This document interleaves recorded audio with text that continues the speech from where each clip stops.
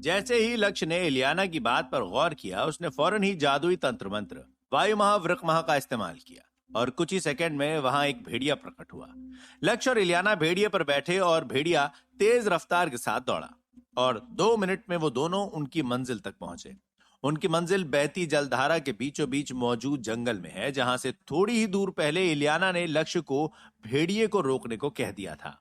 जैसे ही लक्ष्य और इलियाना भेड़िए से नीचे उतरे, लक्ष्य ने जादुई तंत्र मंत्र से बने भेड़िए को नष्ट कर दिया। वो दोनों एक बड़ी सी झाड़ी के पीछे छुपे हुए हैं।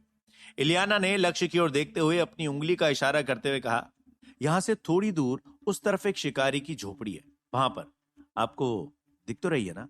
लक्ष्य ने उस दिशा में अपनी नजरें इधर उधर दौड़ाई और जैसे ही उसे वो झोपड़ी दिखी, उसने इलियाना की ओर देखते हुए हाँ के इशारे में उसके प्रश्न का उत्तर दिया। एक छोटी सी लकड़ी की झोपड़ी पर उन दोनों की नजर है। उस झोपड़ी को जंगल के इस इलाके में इसी कारण से बनाया गया है ताकि यदि कोई मुसाफिर या शिकारी रात में जंगल के इस हिस्से में पहुंचे तो वो लोग यहां आराम कर सके। झोपड़ी की छत पर काई जम चुकी है और उसका लकड़ी से बना दरवाजा इतना सड़ गया था कि उसमें सुराख हो गई हैं। वो दोनों दबे पैर झोपड़ी के पास पहुंचे। फिर इलियाना ने एक झटके में झोपड़ी का दरवाजा खोल दिया और भीतर गई। उसके पीछे पीछे लक्ष्य भी भीतर गया। झोपड़ी में दाखिल होते ही लक्ष्य को एक बड़ा सा पलंग दिखाई दिया, जिसके पास ही एक बड़े से जानवर के सड़े गले जख्मी शव से डार्क एल्फ महिला बंधी हुई है। उस मृत जानवर के जख्मों से पस निकल रहा है और उस पर कीड़े भी लग चुके हैं। जिस रस्सी से डार्क एल्फ महिला को बांधा गया है वो मध्यम रोशनी की किरणों के सहारे से चमक रही है। लक्ष्य समझ गया कि इस रस्सी पर इलियाना के किसी रहस्यमय श्राप का असर है। इलियाना को इतने कसकर बांधा गया है कि वो जरा भी हिल नहीं सकती। जिस पर अलीना ने दरवाजे के खुलने की आहट सुनी थी, तभी से उसकी गुलाबी आंखें उसी तरफ टिक गई थी। जैसे ही अलीना की नजर इलियाना पर पड़ी, वो गुस्से से उसे घूरने लगी, मगर उसके चेहरे का गुस्सा एक ही सेकंड में आश्चर्य में बदल गया जब उसने इलियाना के पीछे लक्ष्य को देखा। अलीना लक्ष्य को देखकर बिल्कुल अचंभित और स्तब्ध रह गई। फिर उसका सर अचानक ही शर्मिंदगी के कारण नीचे झुक गया और उसे जेड गली की लड़ाई का दृश्य याद आने लगा। इलियाना कमरे में मौजूद एक टूटे फूटे से स्टूल में बैठ गई और अलीना की ओर देखते हुए उसका परिचय देते हुए कहने लगी, मैंने पहले ही काफी जानकारी हासिल कर ली है। जिन 3 डार्क एल्व्स ने उस दिन जेड गली में हमला किया था, उनमें से एक जादूगर फिरोज था और दूसरा एक पेशेवर कातिल अनस, और यह है लेवल 5 की तलवारबाज योद्धा प्रलयगंज साम्राज्य के डार्क एल्व्स के सुल्तान नूरानी जी की बेटी शहजादी अलीना नूरानी। ये तीनों के तीनों प्रलयगंज राज्य में काफी मशहूर हैं और अलीना को नक्षत्रीय कातिल के नाम से भी जाना जाता है। इलियाना की बात सुनकर लक्ष्य चकित रह गया और इस सोच में पड़ गया कि इसमें कोई आश्चर्य की बात नहीं कि फिरोज जब वहां था तो ये दोनों कैसे वहां मौजूद नहीं होते। साथ ही जब तीनों साथ में होते तो उनकी शक्ति का मुकाबला करना किसी के लिए भी आसान नहीं होता, क्योंकि ये तीनों तो तृतीय तिगड़म के नाम से जाने जाते हैं। देवता गेम के पहले 2 वर्जन्स में इन तीनों ने मानव जाति पर बहुत कहर बरसाए थे। यहां तक कि नगीनाबाद साम्राज्य की संपूर्ण बर्बादी का कारण भी निश्चित रूप से ये तीनों ही थे। लक्ष्य ये सोचने लगा कि इस टाइमलाइन में उनकी हालत इतनी खस्ता है कि उनमें से 2 तो पहले ही उसके श्राप का शिकार बन चुके थे और तीसरी इस समय अप्रत्यक्ष रूप से उसकी बंधक है। तभी अचानक ही लक्ष्य ने इलियाना के पास रखे मेज पर अलीना की तलवार देखी। उसे लगा कि यदि ये डार्क एल्फ वाकई अलीना है तो उसकी खास तलवार से उसकी पहचान हो सकती है। लक्ष्य ने तलवार को म्यान से बाहर निकाला और अचानक ही कमरे का वातावरण सर्द और सुन्न हो गया, क्योंकि तलवार से ठंडी आभा निकल रही है। कमरे में मौजूद मध्यम रोशनी के बावजूद भी तलवार काफी अधिक चमक रही है, क्योंकि पूरी तलवार थोरियम से बनी हुई है। लक्ष्य संपूर्ण तलवार को ध्यानपूर्वक रूप से देखने लगा। लक्ष्य मनी मन कहने लगा, तलवार की कारीगरी बहुत ही खूब है। अलीना लक्ष्य की ओर गुस्से से देखते हुए चिल्लाकर कहने लगी, मेरी तलवार से अपने गंदे पंजे हटा, घटिया मनुष्य। वैसे तो डार्क एल्व्स प्राचीन भाषा में बात करते हैं, लेकिन अलीना ने लक्ष्य से ये बात मनुष्यों की भाषा में कही। लक्ष्य ने अलीना की बात न सुनने का ढोंग करते हुए उसकी आंखों के सामने ही उस तलवार को हवा में कुछ सेकंड तक लहराते हुए चलाया। लक्ष्य इलियाना की ओर देखते हुए कहने लगा, मैं शायद इनके मिशन का मकसद जानता हूं। इनका मिशन हाई एल्फ राजकुमार प्रदीप को मारना था, ताकि हाई एल्व्स और मनुष्य प्रजाति के रिश्ते कमजोर हो जाएं। इलियाना लक्ष्य को देखकर अपनी गर्दन हाँ के इशारे में हिलाकर मुस्कुराते हुए कहने लगी, बेशक इनकी योजना कमाल की थी, मगर बदकिस्मती से इनका सामना आप जैसे दानव से हो गया। क्या आपने कुछ और जानकारियां भी इकट्ठी की हैं? लक्ष्य ने इलियाना की ओर देखते हुए प्रश्न किया। इलियाना ने मुस्कुराकर लक्ष्य की ओर देखते हुए विनम्रता के साथ उसके प्रश्न के उत्तर में कहा की तो हैं, मगर जिस तरीके से की हैं वो आपको पसंद नहीं है। लक्ष्य इलियाना की ओर देखते हुए हंसकर कहने लगा, आप शायद अपने श्रापों की बात कर रही हैं। मेरी पसंद नापसंद से कोई फर्क नहीं पड़ता, और वैसे भी श्राप या तंत्र मंत्र कोई सा भी हो, अगर उससे फायदा पहुंचता है तो उसमें हर्जी क्या है। हाँ, वो बात और है कि मुझे वो श्राप तब पसंद नहीं आएंगे जब उनका इस्तेमाल मासूमों को नुकसान पहुंचाने के इरादे से किया जाएगा। यहां बात इलियाना के श्राप आत्मा की खोजबीन की हो रही है। भले ही ये श्राप नकारात्मक रहस्यमयी जादुई श्रापों की श्रेणी में शामिल है, लेकिन ये श्राप काफी उपयोगी है। देवता गेम खेलने के दौरान लक्ष्य ने इस श्राप को सीखा था, मगर वो इस श्राप को इस असल दुनिया में कभी सीखना नहीं चाहेगा, और ना ही वो इस बात से मुकर सकता है कि इलियाना ने इस श्राप का इस्तेमाल अच्छे कार्य के लिए किया था। इलियाना लक्ष्य को ध्यानपूर्वक रूप से देखने लगी। उसे लक्ष्य के चेहरे पर घृणा या अस्वीकृति के हाव भाव नहीं दिखे, जिससे कि वो हैरान रह गई। इलियाना ने लक्ष्य की ओर आश्चर्य से देखते हुए कहा, वो एक वर्जित श्राप है। क्या आपको भयभीत नहीं होना चाहिए कि मैंने उसका इस्तेमाल किया था? आपको तो मुझ पर हानिकारक जादूगरनी होने का आरोप लगाना चाहिए। रोशनी की पवित्र दुनिया में रहने वाले लोग नकारात्मक जादुई तंत्रों मंत्रों और श्रापों से अतार्किक रूप से भयभीत रहते हैं। इसी कारण इलियाना कई वर्षों से अकेली है। इलियाना का जीवन आम इंसानों के साथ दुका छुपी का खेल बनकर रह गया है। जब भी इलियाना किसी जगह पर लंबे समय के लिए रुक जाया करती और अचानक ही उसके मन में ख्याल आता कि वो बेनकाब हो जाएगी, तो वो जल्द ही उस जगह से भाग जाती। उसे बेनकाब होने से इतना डर लगा रहता था कि उसने अपनी जादुई मीनार को भी इसी तरह बनाया था कि जब उसे भागना पड़े वो अपना मीनार अपने साथ लेकर ही भाग सके। लक्ष्य इलियाना की ओर देखकर गंभीर रूप से कहने लगा, देखिए, अब आप मेरे सब्र का इम्तिहान ले रही हैं। मुझे ऐसे श्रापों में कोई रुचि नहीं है, इसलिए मैं उन्हें सीखना भी नहीं चाहता। लेकिन इसका मतलब यह नहीं है कि मैं सभी से व्यक्तिगत रूप से यही चाहूंगा कि कोई और भी इन श्रापों का इस्तेमाल ना करे। साथ ही आपने उस श्राप का इस्तेमाल उन डार्क एल्व्स पर किया जिन्होंने जेड गली में कई मासूम मनुष्यों की जान ली। उनकी आत्माओं को आपके श्राप से कोई ऐतराज नहीं होगा, इसीलिए उनकी शांति के लिए मुझे आपको रोकने का कोई अधिकार नहीं है। लक्ष्य भले ही नकारात्मक जादुई श्रापों का प्रशंसक नहीं है, लेकिन वो खुले विचारों वाला व्यक्ति है, इसीलिए उसे इस विषय पर बात करने में कोई आपत्ति नहीं है। आखिर दुनिया में ज्यादातर सफल व्यक्ति दूध के धुले नहीं होते, और सभी सफल व्यक्तियों का दामन बेदाग नहीं होता, ऐसा लक्ष्य का मानना है। इसीलिए अगर वो नियम कानून की परवाह करता रहेगा तो डार्क एल्व्स को हराने में काफी पीछे रह जाएगा। लक्ष्य ने इलियाना की ओर देखते हुए अपनी बात को जारी रखते हुए प्रश्न किया, तो क्या जानकारियां एकत्रित की हैं आपने डार्क एल्व्स के बारे में? इलियाना ने लक्ष्य की ओर एक स्क्रोल बढ़ाते हुए कहा, आप जैसे अजीब व्यक्ति से मैं आज तक नहीं मिली। वैसे जरा इस स्क्रोल पर एक नजर डालिए। दिखने में ये स्क्रोल काफी साधारण सा लग रहा है, मगर जैसे ही लक्ष्य ने स्क्रोल खोलकर देखा वो सुनने रह गया। उसके हाथों में जो स्क्रोल है उस पर डार्क एल्व्स द्वारा बोली जाने वाली प्राचीन भाषा का वर्णन सरल शब्दों में किया गया है। लक्ष्य ने ध्यानपूर्वक रूप से स्क्रोल पर नजरें दौड़ाई। लक्ष्य इलियाना की ओर देखते हुए अचंभित स्वर में कहने लगा, क्या ये डार्क एल्व्स की खुफिया रहस्यमयी प्राचीन भाषा की मूल स्क्रोल है? इलियाना ने लक्ष्य की ओर देखते हुए कहा, शायद हां, क्योंकि दिखने पर तो ये वैसी ही लग रही है। यह वस्तु काफी खास और अमूल्य है, मगर मुझे इस बात का अफसोस है कि इसमें कोई रहस्यमय संदेश नहीं छुपा हुआ है। अलीना लक्ष्य और इलियाना की बात सुनकर दंग रह गई। प्रलयगंज के लोगों ने इस स्क्रोल को संभाल कर रखा था और इस बात से काफी भयभीत रहते थे कि यदि स्क्रोल मानव जाति के हाथ लग गया तब प्रलयगंज राज्य और डार्क एल्व्स प्रजाति मिट जाएगी। अलीना इस स्क्रोल के महत्व से वाकिफ है, तो वो डार्क एल्व्स और उनके भविष्य पर पड़ने वाले प्रभावों के दुष्परिणामों के बारे में सोचकर भयभीत हो गई। वो इस सोच में डूब गई कि डेथ हैंड खत्म हो जाएगी, पूरा प्रलयगंज साम्राज्य बर्बाद हो जाएगा और यहां तक कि डार्क एल्व्स का नामो निशान इस दुनिया से मिट जाएगा। अलीना के मन में स्क्रोल को नष्ट करने का ख्याल आया, मगर वो बंधी हुई है। कारणवश वो लाचार और बेबस नजरों से लक्ष्य, स्क्रोल और इलियाना को देखती रही। लक्ष्य इलियाना की ओर देखते हुए मुस्कुराकर कहने लगा, हमें भले ही स्क्रोल में छुपे हुए संदेश न मिले या दिखें, मगर GMEF 3 के सदस्यों को इस स्क्रोल से काफी कुछ मिल सकता है। लक्ष्य ने ध्यानपूर्वक रूप से कुछ समय के लिए स्क्रोल को देखा और उसमें लिखी बातों को याद करने लगा। वैसे भी लक्ष्य के पास पहले से ही एक खुफिया स्क्रोल मौजूद है, जिसे जैक ने फिरोज और उसके दोस्त अनस के खुफिया अड्डे से बरामद किया था। लक्ष्य ने सोचा कि वो बाद में दोनों स्क्रोलों में लिखी बातों को एक दूसरे से मिलाएगा और उस खुफिया स्क्रोल को समझने की कोशिश करेगा। स्वाभाविक रूप से इस बात की जानकारी इलियाना को उसने नहीं दी। इस मिशन में लक्ष्य को सबसे बड़ा इनाम स्क्रोल के रूप में मिला। लक्ष्य ने फिर अपना सारा ध्यान अलीना की ओर केंद्रित किया और वो ये सोचने लगा कि वो अलीना से किस तरह से निपटेगा। इलियाना हंसते हुए लक्ष्य को छेड़ते हुए कहने लगी, अलीना की सुंदरता को देखकर इसे मारने का इरादा बदल गया क्या लक्ष्य जी? मनुष्य महिलाओं की तुलना में डार्क एल्फ महिला अलीना वास्तव में अति सुंदर है। उसका चेहरा और शरीर काफी आकर्षक है। हालांकि उसकी सुंदरता तो बस एक मुखौटा है, क्योंकि असल में जेड गली में हुए हमले ने उसके पागलपन को बखूबी दर्शा दिया था। वो कितनी क्रूर और विनाशकारी है, उसका सबूत घटनास्थल के खतरनाक खामोश दृश्यों ने चीखते हुए दे दिया था।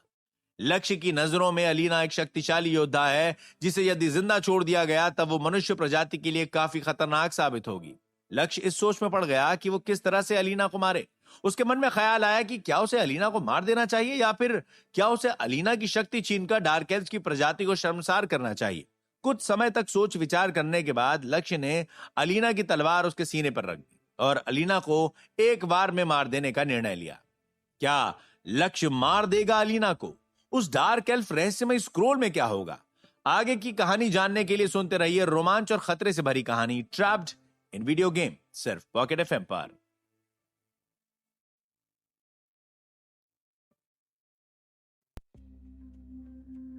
अलीना ने खुद पर मौत के साए को मंडराते हुए महसूस कर लिया। अलीना गुस्से से लक्ष्य की ओर देखते हुए क्रोधित आवाज में कहने लगी, लक्ष्य, जिस पल मैं मरी तुम्हें डेथ हैंड के लोग ढूंढना शुरू कर देंगे। मुझे मारकर तुम भी नहीं बच सकते हो। मैं नर्क में तुम्हारा इंतजार करूंगी। लक्ष्य हंसते हुए अलीना की ओर देखते हुए कहने लगा, मुझे उम्मीद है कि आप में उतना सब्र हो। लक्ष्य ने अपनी बात कहते ही अलीना की तलवार को उसके ही सीने में धीरे से ढकेल दिया और इस तरह से लक्ष्य ने तृतीय तिगड़म के तीनों सदस्यों का काम तमाम कर दिया। इलियाना अलीना की मृत्यु पर अफसोस जताते हुए कहने लगी, बड़ी दुख की बात है कि एक शहजादी की मृत्यु इस अजीब सी जगह में हुई। मुझे लगता है कि आपको इसे मारने के बजाय GMEF 3 के लोगों को सौंप देना चाहिए था। हम दोनों को अच्छा खासा इनाम मिल जाता। लक्ष्य इलियाना की ओर देखकर कहने लगा, फिर तो आप भी खतरे में पड़ जाती, क्योंकि अगर हम इसे GMEF 3 को सौंपते तो ये आपका भांडा भी फोड़ देती। लक्ष्य के दिमाग में अलीना को मारने से पहले विचार आया तो था, मगर फिर एक नकारात्मक जादूगरनी होने के रूप में इलियाना को भी नहीं बख्शा जाता और लक्ष्य को इलियाना से किसी भी तरह का संबंध रखने की वजह से सजा होती। इस विकल्प में खतरा काफी था, इसलिए लक्ष्य ने ऐसा करना सही नहीं समझा। अलीना की मृत्यु के पश्चात ही लक्ष्य को अपने फील्ड ऑफ विजन पर एक नोटिफिकेशन देखा, जो कि मिशन के इनाम से जुड़ा हुआ है। और जैसे ही लक्ष्य ने इस नोटिफिकेशन को जांचा, उसे गेमिंग सिस्टम के जरिए से इस इनाम की जानकारी मिली। मिशन का दूसरा भाग पूरा हुआ। खिलाड़ी को इनाम स्वरूप एक ग्लिफ की रूह से पुरस्कृत किया जाता है। ग्लिफ की रूह लेवल 5 की जादुई वस्तु। प्रभाव, खिलाड़ी ग्लिफ की रूह में लेवल 5 तक के किसी भी एक जादुई तंत्र मंत्र या श्राप को स्टोर कर सकता है। इससे जादुई तंत्र मंत्र या श्राप का स्ट्रक्चर कम समय में तैयार होगा, लेकिन इसका असर जादुई तंत्र मंत्र या श्राप की शक्ति पर नहीं होगा। इनाम को पाकर लक्ष्य फूला नहीं समा रहा है। वो इस इनाम से काफी उत्साहित हो गया। अलीना के निर्जीव शरीर को आग लगा दी गई और वो जलकर राख हो गई। लक्ष्य ने फिर राख को जलधारा की सतह पर फैला दिया, जिसके बहते पानी के प्रवाह के साथ साथ अलीना के शरीर की राख भी बह गई। अलीना की तलवार सोने से बनी थी और उस पर लगी जादुई मुहर में बहुत सारा थोरियम था। लक्ष्य ने सोने और थोरियम को तलवार से अलग करने हेतु उस पर एक जादुई तंत्र मंत्र का इस्तेमाल किया, जिससे कि तलवार से ये दोनों ही जादुई सामग्रियां अलग अलग हो जाएंगी। और उनके अलग होते ही लक्ष्य ने इन दोनों ही सामग्रियों को इलियाना के साथ आधा आधा बांट लिया। इस समय लक्ष्य के पास लगभग 10 पाउंड सोना और 1 आउंस थोरियम है, जिनकी कुल कीमत लगभग 20,000 सोने के सिक्कों के आसपास होगी। सभी मामलों को निपटा लेने के पश्चात लक्ष्य और इलियाना गुलमोहर जंगल में पहुंचे और राजा के रास्ते में पहुंचकर उन दोनों ने अपनी अपनी मंजिल की तरफ बढ़ने का निर्णय लिया। अचानक ही जाने से पहले इलियाना लक्ष्य की ओर देखते हुए कहने लगी, लक्ष्य जी, आपने मेरी जान बचाकर मुझ पर एक एहसान किया था, जिसका कर्ज मैंने बिरजू महाराज जी के स्क्रोल से चुकता कर दिया। लेकिन आप पर मेरा उधार है। मैंने इलियाना को ढूंढा और तो और वो डार्क एल्व्स का स्क्रोल भी मैंने आपको दे दिया है। क्या आपको नहीं लगता कि आप सस्ते में निपट रहे हैं? लक्ष्य ने इलियाना की बात पर गौर किया तो उसे भी लगा कि इलियाना की बात में दम तो है। ऊपर से वो इस अनजान रहस्यमयी जादूगरनी को अब तक गलत समझता आया था, मगर सच तो यह है कि उसे इलियाना से काफी फायदा पहुंचा है। लक्ष्य ने सोचा कि वो फिर से इलियाना के लिए एक दूसरा तोहफा बनाएगा। लक्ष्य मुस्कुराते हुए इलियाना की ओर देखते हुए कहने लगा, मैं आपके लिए एक और जादुई शस्त्र बना दूंगा। इलियाना लक्ष्य की ओर मुस्कुराते हुए कहने लगी, ये हुई ना बात लक्ष्य जी। फिर अचानक इलियाना ने अपनी दोनों कलाई लक्ष्य को दिखाते हुए कहा, मेरी एक कलाई पर आपका दिया हुआ तोहफा कितना जच रहा है, मगर देखिए ना, मेरी दूसरी कलाई सूनी सूनी सी है। दूसरा ब्रेसलेट काफी अच्छा तोहफा रहेगा, लेकिन इस बार मैं आपको कोई सामग्री नहीं दूंगी। इस बार आप मेरे लिए दूसरा तोहफा अपने खर्चे से बनाएंगे। लक्ष्य इलियाना की ओर देखते हुए विनम्र स्वर में कहने लगा, हाँ हाँ जरूर, आपने इतना कुछ किया है, आपके लिए एक और ब्रेसलेट बनाने में मुझे खुशी होगी। मैं जिस पर विद्यालय पहुंच जाऊंगा, मैं आपके लिए दूसरा ब्रेसलेट तैयार करने का काम शुरू कर दूंगा। आपको कब और कहां ब्रेसलेट चाहिए, इसकी जानकारी आप मुझे विद्यालय के पते पर मेरे नाम की चिट्ठी भेजकर दे दीजिएगा, ठीक है? इलियाना मुस्कुराकर ब्रेसलेट को निहारते हुए लक्ष्य से चहकती आवाज में कहने लगी, ठीक है, दूसरा ब्रेसलेट भी मेरे इस फीनिक्स ब्रेसलेट के जितना ही सुंदर होना चाहिए, वरना मैं आपको कभी माफ नहीं करूंगी, समझे आप? अपनी बात कहते ही इलियाना अपने ब्रेसलेट को सहलाने लगी। लक्ष्य मुस्कुराकर इलियाना की ओर देखते हुए कहने लगा, मैं इसकी पूरी कोशिश करूंगा कि दूसरा ब्रेसलेट भी इसी की तरह सुंदर हो। इस वार्तालाप के पश्चात लक्ष्य और इलियाना ने एक दूसरे को हाथ के इशारे से अलविदा कहा और फिर लक्ष्य राजा के रास्ते विद्यालय की ओर बढ़ने लगा और इलियाना जंगल के पास खड़ी होकर लक्ष्य को जाते हुए देखने लगी। धीरे धीरे लक्ष्य का शरीर उसकी नजरों से ओझल होने लगा और जैसे ही लक्ष्य इलियाना की नजरों से लगभग गायब होने ही वाला था कि इलियाना ने चिल्लाकर लक्ष्य को अपना नाम बताया। लक्ष्य ने उसका नाम सुन तो लिया, मगर वो रुका या मुड़ा नहीं। उसने केवल अपने हाथ के इशारे से अलविदा करना जारी रखा, जिससे कि इलियाना समझ गई कि लक्ष्य को अब उसका नाम मालूम है और वो मंद मंद मुस्कुराने लगी।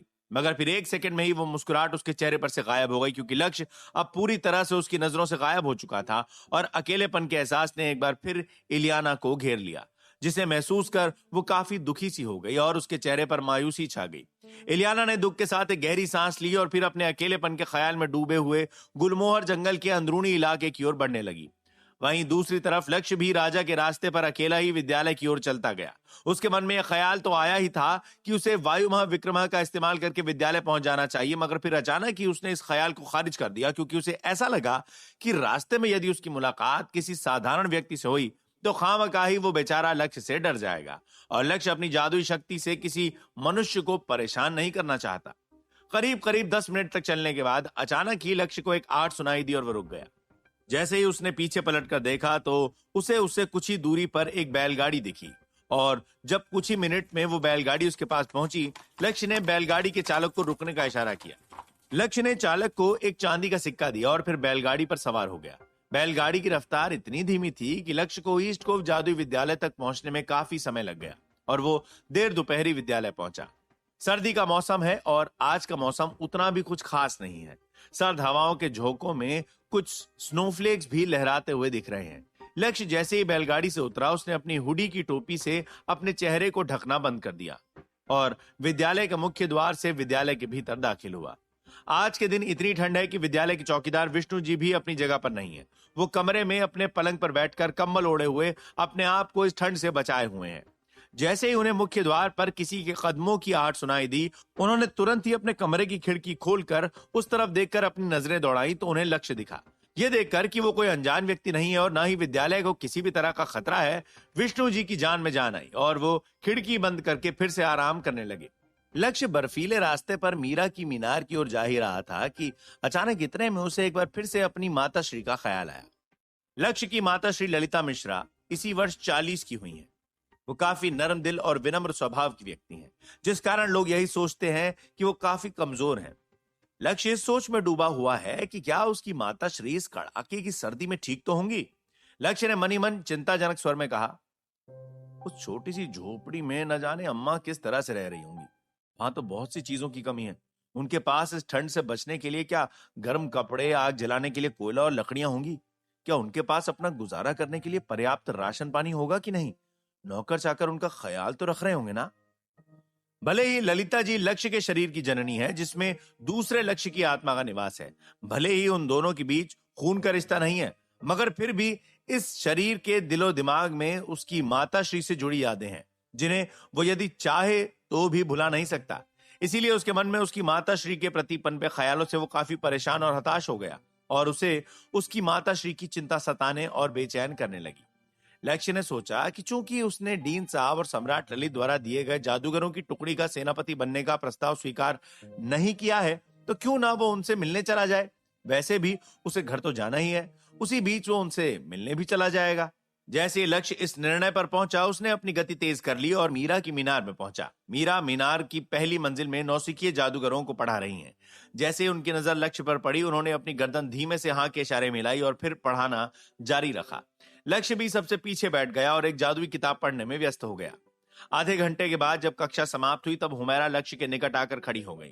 मीरा लक्ष्य की ओर देखते हुए विनम्र स्वर में कहने लगी, संपत्ति शहर में सब कुछ ठीक तो है? तुम जिस इरादे से रुके थे क्या वो कार्य पूरा हुआ? लक्ष्य ने मीरा की तरफ देखकर उसके प्रश्न के उत्तर में अपनी गर्दन हां के इशारे में हिला दी। फिर लक्ष्य ने दबी आवाज में फुसफुसाकर मीरा से कहा, मुझे आपको कुछ जरूरी जानकारियां देनी है, लेकिन यहां बात नहीं हो सकती। मीरा ने लक्ष्य की ओर देखते हुए कहा, मेरे कमरे में चलो। जैसे ही वे दोनों मीनार की ऊपरी मंजिल में पहुंचकर मीरा के कमरे में दाखिल हुए, लक्ष्य ने सारा सामान मीरा की तरफ बढ़ाया, जैसे कि डार्क एल्व्स फिरोज और अनस के अड्डे से बरामद किया हुआ स्क्रोल और डार्क एल्व्स का खास स्क्रोल। लेकिन लक्ष्य ने मीरा को इलियाना द्वारा दिया गया स्क्रोल नहीं सौंपा।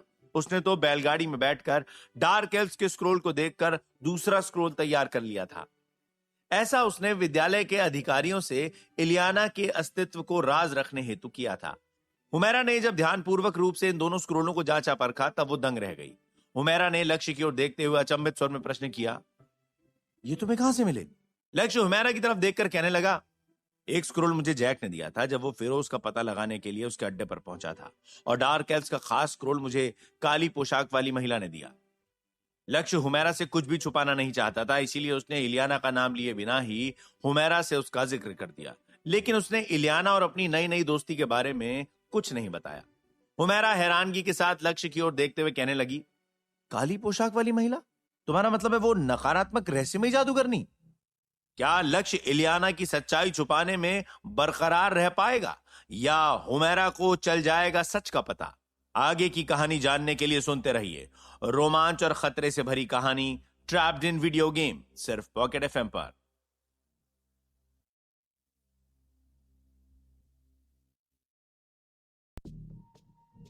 लक्ष्य ने हुमैरा की ओर देखते हुए उसके प्रश्न के उत्तर में कहा, जी हाँ, उस दिन जेड गली में जो हादसा हुआ उस दौरान वो भी वहां थी और वो मरते मरते बची थी।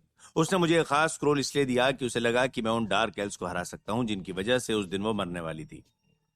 लक्ष्य द्वारा कही गई बातें पूरी तरह सच तो नहीं है, लेकिन जितनी भी बातें उसने हुमैरा से कही वही बातें हुमैरा के लिए जरूरी हैं। तो फिर बेकार में वो उससे इलियाना के बारे में कुछ और कहकर क्यों ही इलियाना को मुसीबत में फंसाए।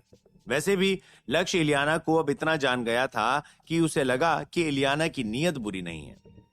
जैसा कि लक्ष्य ने सोचा था वही हुआ। हुमैरा ने उसकी बात पर शक नहीं किया और आश्वस्त होकर उसकी बात पर उसने भरोसा कर लिया। फिर हुमैरा एक बार और दोनों ही स्क्रोलों को ध्यान से देखने लगी और कुछ समय तक इन दोनों ही स्क्रोलों को साथ साथ देखने के बाद वो लक्ष्य की ओर देखने लगी। हुमैरा लक्ष्य को गंभीर पूर्वक रूप से देखते हुए सहमे हुए स्वभाव के साथ कहने लगी, यहां लिखा हुआ है कि डार्क एल्व्स ने एक योजना बनाई है जिसे उन्होंने कालचंद्र षड्यंत्र का नाम दिया है। इसमें फिरोज का नाम भी है, लेकिन इसमें उनकी योजना के बारे में कुछ भी नहीं लिखा हुआ है। लक्ष्य को अब तक स्क्रोलों को जांचने परखने, उनमें लिखी बातों का अनुवाद करने का सही समय और सही स्थान नहीं मिला था, मगर हुमैरा की बात सुनने के बाद वो स्क्रोल को ध्यानपूर्वक रूप से देखने लगा, जिसके बाद उसे पता चला कि साइफर स्क्रोल में छोटी सी सरल जानकारी दी गई है। कालचंद्र षड्यंत्र और मृत डार्क एल्फ जादूगर फिरोज के नाम के अलावा स्क्रोल से उसे एक और महत्वपूर्ण जानकारी एक तारीख के रूप में मिली, 4 अप्रैल। लक्ष्य ने आज की तारीख पर ध्यान दिया तो पाया कि जनवरी के महीने की 3री तारीख है आज, जो कि स्क्रोल पर लिखे हुए तारीख से लगभग 3-3.5 माह पीछे है। भले ही स्क्रोल से स्पष्ट रूप से कुछ पता नहीं चला, मगर लक्ष्य समझ गया कि 4 अप्रैल को ही डार्क एल्व्स कालचंद्र षड्यंत्र को अंजाम देंगे। लेकिन इससे लक्ष्य और हुमैरा को इस बात का पता नहीं चला कि कालचंद्र षड्यंत्र क्या है, या इस बार 4 अप्रैल को नगीनाबाद साम्राज्य के किस हिस्से को डार्क एल्व्स अपना निशाना बनाएंगे। हुमैरा लक्ष्य की ओर देखते हुए कहने लगी, हमें इस बारे में और जानकारी इकट्ठी करनी चाहिए। हुमैरा को आभास हुआ कि कुछ बड़ा होने वाला है, कुछ ऐसा जिसके सामने जेड गली में हुआ हमला भी छोटा लगेगा। लक्ष्य कुछ समय तक सोचते हुए खामोश रहा और फिर हुमैरा की ओर देखते हुए विनम्रता के साथ कहने लगा, शिक्षिका महोदया, क्या आपको नहीं लगता कि हमें ये दोनों स्क्रोल GMEF 3 के सदस्यों को सौंप देने चाहिए? वे लोग डेथ हैंड के डार्क एल्व्स का सामना काफी समय से करते आए हैं। यदि हम उन्हें ये स्क्रोल सौंप देते हैं तो उन्हें इससे काफी मदद मिलेगी। लक्ष्य को एहसास हुआ कि देवता गेम के ओरिजिनल वर्जन के इतिहास की तुलना में इस दुनिया का इतिहास काफी बदल चुका है, जिससे कि अब वो भविष्य में होने वाली चीजों के बारे में अधिक जानकारी हासिल नहीं कर सकता और शायद उसकी कोई भविष्यवाणियां भी उसके काम नहीं आएंगी। देवता गेम में कालचंद्र षड्यंत्र नाम की कोई घटना नहीं थी, इसी कारण लक्ष्य को ऐसा लगने लगा कि शायद कालचंद्र षड्यंत्र का लेना देना ईस्ट को विद्यालय से होगा, मगर उसने हुमैरा से जानकारी छुपा ली क्योंकि वो हुमैरा से बात केवल शक की बिना पर नहीं कहना चाहता। लक्ष्य ने सोचा कि इस बात की तह तक पहुंचने हेतु उसे पहले कुछ जानकारियां एकत्रित करनी होंगी। हुमैरा ने लक्ष्य की बात पर थोड़ा सोच विचार किया और फिर लक्ष्य की ओर देखते हुए कहने लगी, सही कहा तुमने लक्ष्य, हमें दोनों स्क्रोल GMEF 3 के सदस्यों को सौंपने चाहिए। हुमैरा ने अपनी बात कहते ही दोनों स्क्रोलों को एकत्रित कर अपने हाथों में थाम लिया और लक्ष्य की ओर देखते हुए कहने लगी, हम विकट स्थिति में हैं। मुझे इसकी सूचना तुरंत डीन साहब को देनी चाहिए। केवल उनके पास ही इतनी शक्ति और अधिकार है कि वो जल्द से जल्द सही कदम उठा सकें। लक्ष्य ने हुमैरा की बात पर सहमति जताने के लिए अपनी गर्दन हाँ के इशारे में हिला दी। लक्ष्य को भी लगा कि इस परिस्थिति में डीन साहब की मदद लेने से उन्हें काफी फायदा पहुंचेगा। हुमैरा कमरे के दरवाजे तक पहुंची ही थी कि अचानक ही लक्ष्य की आवाज सुनकर वो रुक गई। जैसे ही हुमैरा ने लक्ष्य की ओर देखा, लक्ष्य उसकी तरफ देखते हुए अपनी बात जारी रखते हुए कहने लगा, 5 दिन में शीतकाल त्योहार है। मैं सोच रहा हूं कि 15 दिनों के लिए घर होकर आऊं। मैं जल्द ही विद्यालय से घर के लिए निकल जाऊंगा। शीतकाल त्योहार फौलाद की दुनिया के कैलेंडर के अनुसार एक महत्वपूर्ण त्योहार है, जिसमें वे लोग जो अपने अपने घरों से दूर रहते हैं अपने अपने परिवार के साथ कुछ समय बिताने के लिए कुछ दिनों के लिए अपने अपने घर पहुंच जाते हैं। लक्ष्य की बात सुनकर हुमैरा जरा चौंक सी गई, क्योंकि लक्ष्य ने अचानक ही उससे इस विषय पर बात की, जिससे कि हुमैरा को जरा झटका लगा, मगर फिर उसने सहमति में हाँ के इशारे में अपना सिर हिला दिया। हुमैरा लक्ष्य की ओर देखते हुए विनम्र स्वर में कहने लगी, रास्ते में अपना ख्याल रखना और पढ़ना और अभ्यास करना मत भूलना। लक्ष्य ने हुमैरा की ओर देखते हुए विनम्रता के साथ कहा, जी ठीक है। हुमैरा और लक्ष्य दोनों ही हुमैरा के कमरे से बाहर निकले। लक्ष्य अपने कमरे में चला गया और हुमैरा मीनार के बाहर चली गई।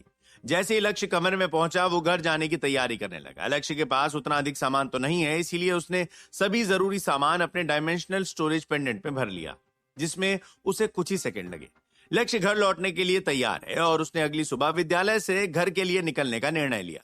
अगली सुबह विद्यालय से निकलने से पहले उसने कुछ समय इलियास के साथ बिताया और कुछ समय उसने रूपाली के साथ बिताया।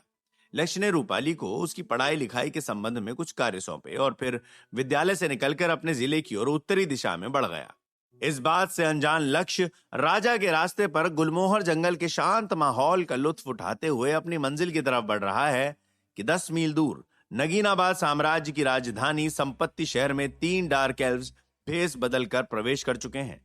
3 डार्क एल्व्स के छोटे से समूह में एक जादूगर है, एक पेशेवर कातिल है और एक योद्धा है। वे सभी के सभी डार्क एल्व्स लेवल 5 के शक्तिशाली लोग हैं। वे तीनों के तीनों नूरानी परिवार के सेवक हैं, जो नूरानी परिवार की शहजादी अलीना नूरानी को सही सलामत प्रलयगंज साम्राज्य ले जाने के लिए आए हैं। लक्ष्य ईस्ट को जादुई विद्यालय के तांगे की बग्गी में बैठकर एक किताब पढ़ रहा है, जिसका शीर्षक है ज्वलंत हस्त, जो कि एक जादुई श्राप के नाम पर समर्पित है।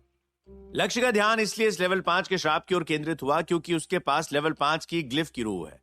लेवल 5 के श्राप की शक्ति भयंकर है। इसके अलावा जब इस श्राप में कोई जादूगर महारत हासिल कर लेता तो वो सटीक रूप से श्राप के विनाशकारी प्रभाव पर नियंत्रण बनाकर इसकी शक्ति को इच्छा अनुसार बढ़ा घटा भी सकता है। इसलिए युद्ध में इस शक्तिशाली श्राप का इस्तेमाल एक विनाशकारी हथियार के रूप में किया जाता है। स्वाभाविक रूप से चूंकि ये श्राप इतना शक्तिशाली है तो लाजमी है कि इसमें माना भी अच्छा खासा जाएगा। ये श्राप उन जादुई तंत्रों मंत्रों और श्रापों जैसा नहीं है जिनमें लक्ष्य ने महारत हासिल की है, क्योंकि इस श्राप में लगातार माना खर्च होता ही रहता है। यदि इस श्राप का इस्तेमाल करने वाले जादूगर के सामने कोई प्रतिद्वंदी न हो तो इस श्राप पर प्रति सेकंड 10 माना पॉइंट्स खर्च होंगे। लेकिन यदि इस श्राप का इस्तेमाल दुश्मन का सामना करते हुए किया जाए तब प्रति सेकंड माना कंजप्शन की रेट उतनी बढ़ेगी जितना कि प्रतिद्वंदी का लेवल होगा। उदाहरण स्वरूप यदि जादूगर इस श्राप का इस्तेमाल किसी ऐसे प्रतिद्वंदी पर करे जो कि लेवल 5 का हो तब प्रति सेकंड 100 माना पॉइंट्स खर्च होंगे। यदि प्रतिद्वंदी एक लेवल 6 का जादूगर हो तो श्राप का इस्तेमाल व्यर्थ हो जाएगा, क्योंकि माना का कंजम्पशन रेट इतना हाई होगा कि प्रतिद्वंदी अपने दुश्मन को एक चाल में हरा देगा या उसका काम तमाम कर देगा। लक्ष्य अतीत में इस रेट से माना का कंजम्पशन करने हेतु काबिल नहीं था, लेकिन अब उसके पास 200 पॉइंट्स हैं और उसकी मैक्सिमम माना की लिमिट भी 1900 पर है। लक्ष्य के लिए ये एक रहस्य बनकर रह गया है, लेकिन जब से उसे हुमैरा की शक्ति मिली है तभी से उसका माना काफी तेजी से रिकवर होने लगा है। खासकर धूप में तो उसका माना और भी अच्छे से रिकवर होता है। 1 महीने से थोड़े से अधिक समय में लक्ष्य का माना 1800 से 1900 पॉइंट्स पर पहुंच गया। लक्ष्य ने सोचा कि देवदूत हुमैरा की शक्ति के कारण ही हुआ है। वो दिव्य शक्ति जो उसे हुमैरा की ओर से वरदान स्वरूप मिली थी। चूंकि लक्ष्य का माना उसके रास्ते का रोड़ा नहीं बनने वाला है, तो स्वाभाविक रूप से उसे इस खास श्राप में जल्द से जल्द महारत हासिल करने की इच्छा हुई। देर रात का समय, संपत्ति शहर जादूगरों के जिले में स्थापित सेंट्रल प्लाजा के पास के घटनास्थल की जगह। हादसे को गुजरे 1 सप्ताह गुजर चुका है। लाजमी है कि अब तक लाशों को ठिकाने लगा दिया गया था, साथ ही मलबे को भी बर्बाद कर दिया गया था। नष्ट हुई इमारतों के आसपास की जमीन पर विभिन्न प्रकारों के उपकरण और सामग्रियां फैली हुई हैं। संपत्ति शहर बीते हुए हादसे से उबरने की शुरुआत कर चुका है और घटनास्थल पर पुनर्निर्माण का कार्य चालू है। चूंकि रात का समय है तो इस क्षण यहाँ कोई भी नहीं है। हालांकि प्लाजा के केंद्र में फव्वारे के पास के हिस्से में विशाल गड्ढा अभी भी मौजूद है। इसके अलावा लक्ष्य द्वारा इस्तेमाल किए गए लेवल 4 के जादुई श्राप, आग के गोले के 2 लकीरों के निशान जमीन पर अभी भी मौजूद हैं और इन लकीरों के दरारों में फंसे हुए जले हुए मांस के टुकड़े हमले की क्रूरता को दर्शा रहे हैं। एक बड़े से क्लोक में ढका हुआ एक व्यक्ति एक टूटी हुई झोपड़ी से बाहर निकला और सावधानी से वो जमीन पर मौजूद मलबे और ट्रेल्स को देखने लगा। कुछ समय तक खामोश रहने के बाद इस व्यक्ति ने कहा, इन पत्थरों की सतह काली हो गई है और इन्हें देखने पर पता चलता है कि ये पिघलने के लक्षण हैं। ये कोनिकल फॉर्मेशन में फैले हुए दिख रहे हैं। जिस किसी ने भी हमला किया उसने अग्नि एलिमेंटल जादुई श्राप के सहारे से एक ही दिशा में हमला किया है। प्रभावों को देखकर तो यही लगता है कि लगभग लेवल 4 के श्राप का इस्तेमाल किया गया है। उसी पल उसके पीछे उसी की तरह ही दूसरा शख्स आकर खड़ा हुआ और कहने लगा, इससे कोई फर्क नहीं पड़ता कि उसने किस तकनीक का इस्तेमाल किया है, वो जरूर मरेगा। क्या तुम्हें शहजादी से जुड़ी कोई जानकारी मिली? 2 शख्स में से एक ने कहा, हड़बड़ाने की जरूरत नहीं है, उसके हाथ में एक जादुई छड़ी है। उस व्यक्ति ने अपनी जादुई छड़ी हवा में उठाई और फिर जादुई छड़ी की नोक पर बैंगनी रंग की रोशनी की मध्यम किरण की चमक दिखी। वो चमक इतनी मध्यम है कि उसे नग्न आंखों से देख पाना नामुमकिन है। वो रोशनी की किरण प्लाजा के खंडहरों पर फैल गई। लगभग 20 सेकंड के पश्चात प्लाजा के कोने पर बनी एक झोपड़ी की छत से एक चांदी सी चमक उठी। उस जादूगर ने चौंकते हुए जल्दबाजी में कहा, वो तो सिल्वर मून रक्त है, वो रक्त शहजादी का रक्त है। सिल्वर मून रक्त को आमतौर पर लोग पवित्र शैतानी खून भी कहते हैं। ये प्रलयगंज साम्राज्य के 3 सबसे बड़े परिवारों की एक अनूठी विशेषता है। रक्त में कुछ विशेष जादुई गुण है जिससे कि एक खास किस्म के जादुई तंत्र मंत्र से खून का पता चल जाता है।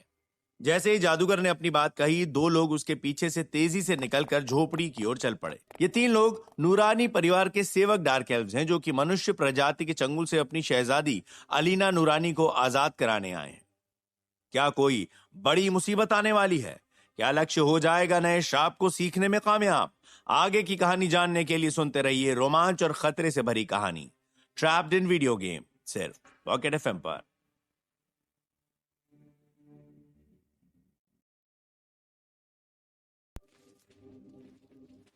जो 2 लोग झोपड़ी की तरफ बढ़ रहे थे उनमें से एक के दोनों ही हाथों में तलवारें। वो एक डार्क एल्फ योद्धा है और उसकी रफ्तार बेहद धीमी है। वहीं दूसरी तरफ उसका साथी एक पेशेवर कातिल है जिसकी रफ्तार बेहद ही तेज है। जिस क्षण जादूगर ने अपनी बात कही उसी क्षण वो व्यक्ति न जाने कहां से उसके पीछे आ धमका और फिर कुछ ही सेकंड में वो झोपड़ी तक पहुंच गया। इस डार्क एल्फ पेशेवर कातिल को ट्रैकिंग में महारत हासिल है और उसे लोग बैटल हाउंड के नाम से भी जानते हैं। वो डार्क एल्फ नीचे बैठकर खून को ध्यानपूर्वक रूप से जांचने परखने लगा। डार्क एल्फ पेशेवर कातिल ने अपने दोनों साथियों से कहा, परेश, नरेश, ये शहजादी अलीना का ही खून है। खून के धब्बे का आकार ओवल है और खून असमान रूप से फैला हुआ है। इससे तो यही समझ आ रहा है कि उस समय शहजादी की रफ्तार काफी तेज होगी। ऐसा लग रहा है कि वो पश्चिमी दिशा की ओर गई थी। अपनी बात कहते ही डार्क एल्फ पेशेवर कातिल ने तेजी से खून के निशान का पीछा किया और जल्द ही उस गली के मुंह के पास पहुंच गया जहां उस दिन अलीना पहुंची थी। उसके दोनों साथी डार्क एल्फ जादूगर और योद्धा भी उसका पीछा करते हुए वहां तक आ पहुंचे। जैसे ही उन तीनों डार्क एल्व्स ने गली के भीतर प्रवेश किया, अलीना के निशान और भी स्पष्ट रूप से दिखने लगे।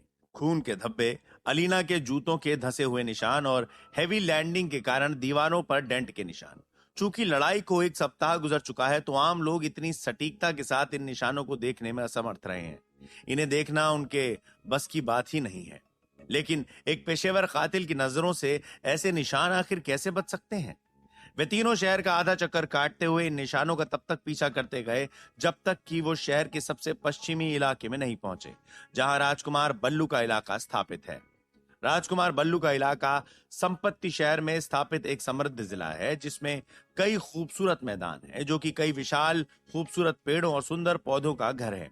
इन्हीं मैदानों में से एक मैदान में सभी सुराग खत्म हो गए और तीनों डार्क एल्व्स को अलीना से जुड़ा कोई और निशान नहीं दिखा। पेशेवर कातिल ने अपने दोनों साथियों से चिंताजनक स्वर में कहा, सारे निशान गायब हो गए। ऐसा लग रहा है कि जैसे शहजादी को जमीन निगल गई या आसमान खा गया। पेशेवर कातिल इस परिस्थिति से काफी परेशान और हताश हैं। डार्क एल्फ जादूगर, जो इतने समय से चुप था, उसने चुप्पी तोड़ते हुए अपने साथियों से कहा, यह परिस्थिति काफी अजीबोगरीब है, क्योंकि मैं अभी भी एक शक्तिशाली जादूगर के जादुई शक्ति के बचे कुछ अंश को बढ़ते घटते महसूस कर सकता हूँ। डार्क एल्व्स में नाइट विजन का कौशल मौजूद होता है। मैदान में छाए रात के अंधकार, सन्नाटे और खामोशी के कारण डार्क एल्फ जादूगर परेश की इंद्रियां जादू के प्रति इतनी संवेदनशील हो गईं कि उन्हें वातावरण में मौजूद छोटी से बड़ी सभी जादुई अंश महसूस होने लगे। वो मैदान का गोल चक्कर काटने लगे और फिर अचानक ही एक लकड़ी के टुकड़े के पास रुक गए। उन्होंने वास्तव में प्लाजा के खंडहरों में जो रहस्यमयी ऑरा महसूस की थी, यहाँ भी वही ऑरा उन्होंने महसूस की। हालांकि प्लाजा के खंडहरों में उन्हें उस ऑरा का दबा हुआ सा एहसास महसूस हुआ, लेकिन मैदान में उस ऑरा को महसूस करने पर पता चला कि यहाँ की परिस्थिति इस मामले में काफी अलग है। इस क्षेत्र में उन्होंने केवल एक ही जादुई ऑरा को महसूस किया, जो कि अंधकार में जलते मशाल के समान है। डार्क एल्फ जादूगर परेश ने अपने साथी डार्क एल्फ पेशेवर कातिल की ओर देखते हुए कहा, यहाँ मुझे जादुई ऑरा का सबसे तीव्र एहसास महसूस हो रहा है। हरदिल, यहाँ आओ और देखो। हरदिल तुरंत ही परेश के पास पहुंचा और थोड़े समय तक लकड़ी के टुकड़े के इर्द गिर्द घूमने लगा। फिर उसने वो लकड़ी का टुकड़ा संभल कर ध्यानपूर्वक रूप से उठा लिया। उसने लकड़ी के टुकड़े को गौर से देखा तो उसे मालूम हुआ कि लकड़ी के टुकड़े पर किसी महिला के बाल का एक टुकड़ा है। हरदिल ने बाल को थोड़े समय तक जांचा परखा। हरदिल अपने दोनों साथियों से कहने लगा, बाल के टुकड़े को देखकर लगता है कि ये किसी जवान महिला का है, जिसकी उम्र लगभग 20 वर्ष के आसपास की होगी। दूसरी ओर जादूगर परेश को लगा कि कुछ गड़बड़ है। उन्होंने बाल पर एक नजर डाली और फिर उस पर जादुई तंत्र मंत्र डिटेक्शन का इस्तेमाल किया। कुछ ही सेकंड में जब बाल पर जादुई तंत्र मंत्र का असर हुआ, तब वो काला बाल सफेद बाल में बदल गया। परेश ने अपने दोनों साथियों से कहा, जिस किसी लड़की का भी ये बाल है, वो कोई साधारण लड़की नहीं है। वो एक रहस्यमयी नकारात्मक जादूगरनी है और वो 20 वर्ष की तो बिल्कुल भी नहीं है। उसकी असली उम्र काफी अधिक होगी। अगर मेरा अंदाजा सही है तो ये जादूगरनी जरूर शहजादी अलीना का पीछा कर रही होगी। जादूगर परेश ने मैदान के चारों ओर नजरें दौड़ाई और फिर जहां वे तीनों खड़े हैं उस जगह से 15 फीट की दूरी पर उंगली से इशारा करते हुए अपने साथियों को कुछ दिखाने लगे। परेश ने अपने साथियों से कहा, मेरा अंदाजा है कि वे पैरों के निशान उसी लड़की के होंगे। पता करने की कोशिश करो हरदिल कि वो किस तरफ गई होगी। हरदिल ने हाँ के इशारे में गर्दन हिलाते हुए कहा, ठीक है। हरदिल इस जगह का चक्कर काटने लगा और कभी सटीक और स्पष्ट रूप से इस बात का पता करने के लिए वो घास पर लेट भी जाता। लगभग 5 मिनट तक जगह को जांचने परखने के बाद हरदिल ने अपनी खामोशी तोड़ी। हरदिल अपने साथियों से कहने लगा, पता चल गया कि वो किस तरफ गई है, आओ मेरे साथ। अपनी बात कहते ही हरदिल अपने साथियों को रास्ता दिखाते हुए आगे बढ़ने लगा और वे दोनों उसके पीछे पीछे चल पड़े। कुछ समय पश्चात वे तीनों संपत्ति शहर से बाहर निकल गए।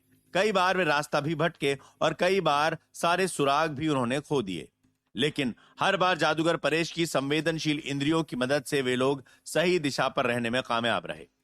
थोड़ी देर बाद वे तीनों आपस में एक दूसरे को घूरने लगे। परेश गंभीर स्वर में कहने लगा, उस रहस्यमयी नकारात्मक जादूगरनी ने शहजादी को अपना बंधक बना लिया है। यह परिस्थिति काफी गंभीर है साथियों। हालांकि डार्क एल्व्स मानव जाति की तुलना में नकारात्मक जादू के प्रति अधिक सहिष्णु है, लेकिन उन्हें ऐसे जादू की क्रूरता और अप्रत्याशितता के बारे में भी गहरी समझ और जानकारी है। परेश को लगा कि यदि शहजादी को इस तरह के जादू के तहत यातना दी गई होगी, तो यदि वो जिंदा भी हुई तो उनका दिमागी संतुलन अब तक पूरी तरह से बिगड़ चुका होगा। डार्क एल्फ योद्धा नरेश ने भारी भरकम आवाज में अपने साथियों से कहा, इस विषय पर अधिक सोच विचार करने की आवश्यकता नहीं है। हमारा कार्य शहजादी को हर हाल में इस मुसीबत से बचाकर उन्हें अपने साथ सही सलामत प्रलयगंज ले जाने का है। सुरागों के जरिए से हम अवश्य ही उन तक पहुंच जाएंगे। हरदिल नरेश की ओर देखते हुए कहने लगा, सही कहा दोस्त, चलो चलते हैं। इतना ही कहते हुए हरदिल तेज रफ्तार से आगे बढ़ा। सुरागों से उन्हें पता चला कि शहजादी को नकारात्मक जादूगरनी एक तांगे के सहारे से राजा के रास्ते के जरिए शहर से बाहर ले जाने से पहले पश्चिमी इलाके की तरफ ले गई है। लगभग 1 घंटे तक तांगे के पहिए के निशान का पीछा करते हुए वे तीनों डार्क एल्व्स एक सुनसान जगह पर पहुंचे, जहां हरदिल ने अपने साथियों को रुकने का इशारा किया। हरदिल ने अपने दोनों साथियों से कहा, तांगे से उतरने के बाद वे दोनों कुछ ही दूर पैदल चले, जिसके बाद शहजादी के पैरों के निशान गायब हो गए। परेश ने अपने साथियों से कहा, ऐसा होना तो आम बात है। शहजादी को यहां तक एक महिला लाई है और उसकी शारीरिक शक्ति उतनी नहीं होगी कि वो शहजादी को अपने ऊपर लाद कर कहीं ले जा सके। कारणवश उसने जादुई तंत्र मंत्र लेविटेशन का इस्तेमाल किया होगा। शहजादी तक पहुंचने के लिए उस रहस्यमयी नकारात्मक जादूगरनी के पैरों के निशान ही काफी होंगे। हर दिल आंखें चौकन्नी रखते हुए जंगल की गली में अपने साथियों के साथ आगे बढ़ा ही था कि अचानक वो चौंक कर रुक गया और अपने साथियों को भी उसने रोका। हर दिल ने परेश की ओर देखते हुए अचंभित स्वर में कहा, परेश, ये किस जानवर के पंजों के निशान हैं? आज तक मैंने इतने बड़े पंजों के निशान नहीं देखे। जंगल का रास्ता अधिक असमान होते चले जा रहा है, जिससे कि चारों ओर देखना अब मुश्किल होने लगा। एक विशाल जानवर के पंजों के निशान को देखकर हर दिल को बहुत बड़ा झटका लगा। उसे ये स्थिति अपनी कल्पना से कई अधिक जटिल लगने लगी। परेश ध्यानपूर्वक रूप से विशाल जानवर के कदमों के निशान को जांचने परखने लगा और खामोशी के साथ कुछ सोच विचार करने लगा। कुछ समय तक खामोश रहने के पश्चात परेश ने अपने साथियों से कहा, ये कोई असल जानवर के पंजों के निशान नहीं है। ये जादुई तंत्र मंत्र वायुमहा विक्रमः से बने विशाल काय भेड़िए के पंजों के निशान है। इस जादुई तंत्र मंत्र का इस्तेमाल उस महिला ने नहीं किया है, बल्कि इस जादुई शक्ति को गौर से जब मैंने महसूस किया तब मुझे याद आया कि मैंने इस शक्ति को पहले भी महसूस किया है। उस प्लाजा के खंडहरों में मैंने इसी जादुई शक्ति के ऑरा के अंश को महसूस किया था। ये उसी लेवल 4 के जादूगर की शक्ति से तैयार किया गया भेड़िया है जिसने अग्नि से बने किसी श्राप का इस्तेमाल वहां उस घटना स्थल पर किया था। नरेश ने तुरंत ही कहा, कहीं ऐसा तो नहीं हरदिल और परेश की वो जादूगर और रहस्यमयी नकारात्मक जादूगरनी एक दूसरे के सहयोगी हो? परेश ने गंभीर हाव भाव के साथ चिंताजनक अंदाज में कहा, ऐसा हो सकता है। जब वे संपत्ति शहर में जानकारी एकत्रित कर रहे थे तो उनके पास जेठ गली में घटित घटना का त्वरित अवलोकन था।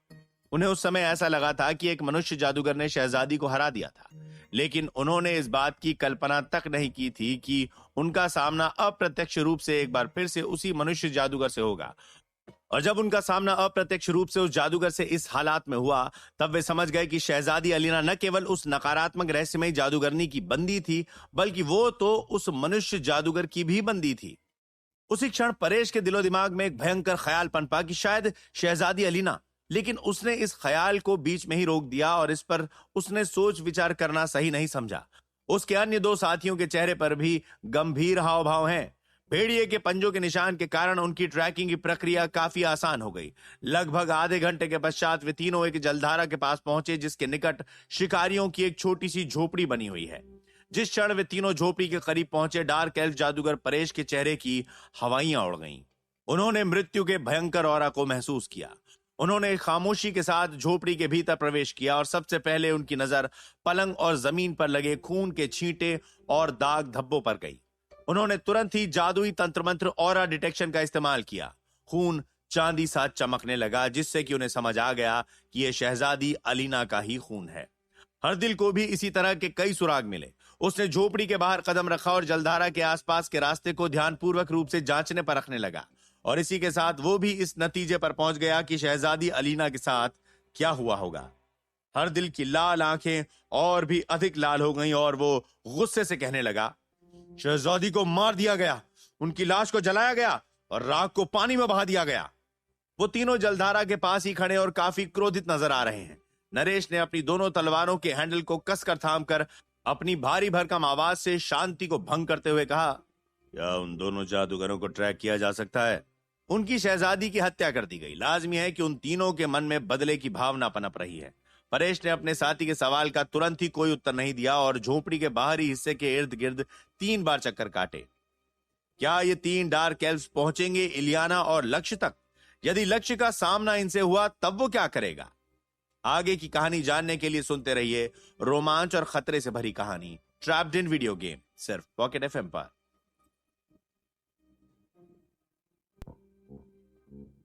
नरेश अपने साथियों से कहने लगा, नकारात्मक रहस्यमय जादूगरनी बेहद शातिर है। उसने सभी सुराग मिटा दिए ताकि कोई उस तक पहुंच न सके। हालांकि वो जवान जादूगर छुपने में कामयाब नहीं हो सकता। आखिर वो ईस्ट कोस्ट जादुई विद्यालय का विद्यार्थी है। साथ ही इस इलाके में वो काफी मशहूर भी है। उसका नाम लक्ष्य मिश्रा है। उससे मिलने चलते हैं। हर दिल क्रूर मुस्कान के साथ गुस्से से कहने लगा, जिस क्षण में उसे देखूंगा मैं उसका दिल उसके शरीर से अलग कर दूंगा। परेश ने अपने साथियों से कहा, नहीं हर दिल, तुम उसे नहीं मारोगे।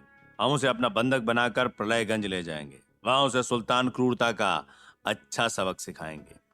नरेश गुस्से से दांत पीसते हुए अपने साथियों से कहने लगा, हाँ परेश, सही कह रहे हो तुम। हम उसे मारकर उसे एक आसान मौत नहीं देंगे। राजा के रास्ते के माध्यम से तांगे पर सवार होकर गुजर रहे लक्ष्य को इसका अंदाजा तक नहीं कि उस पर नजर रखी जा रही है।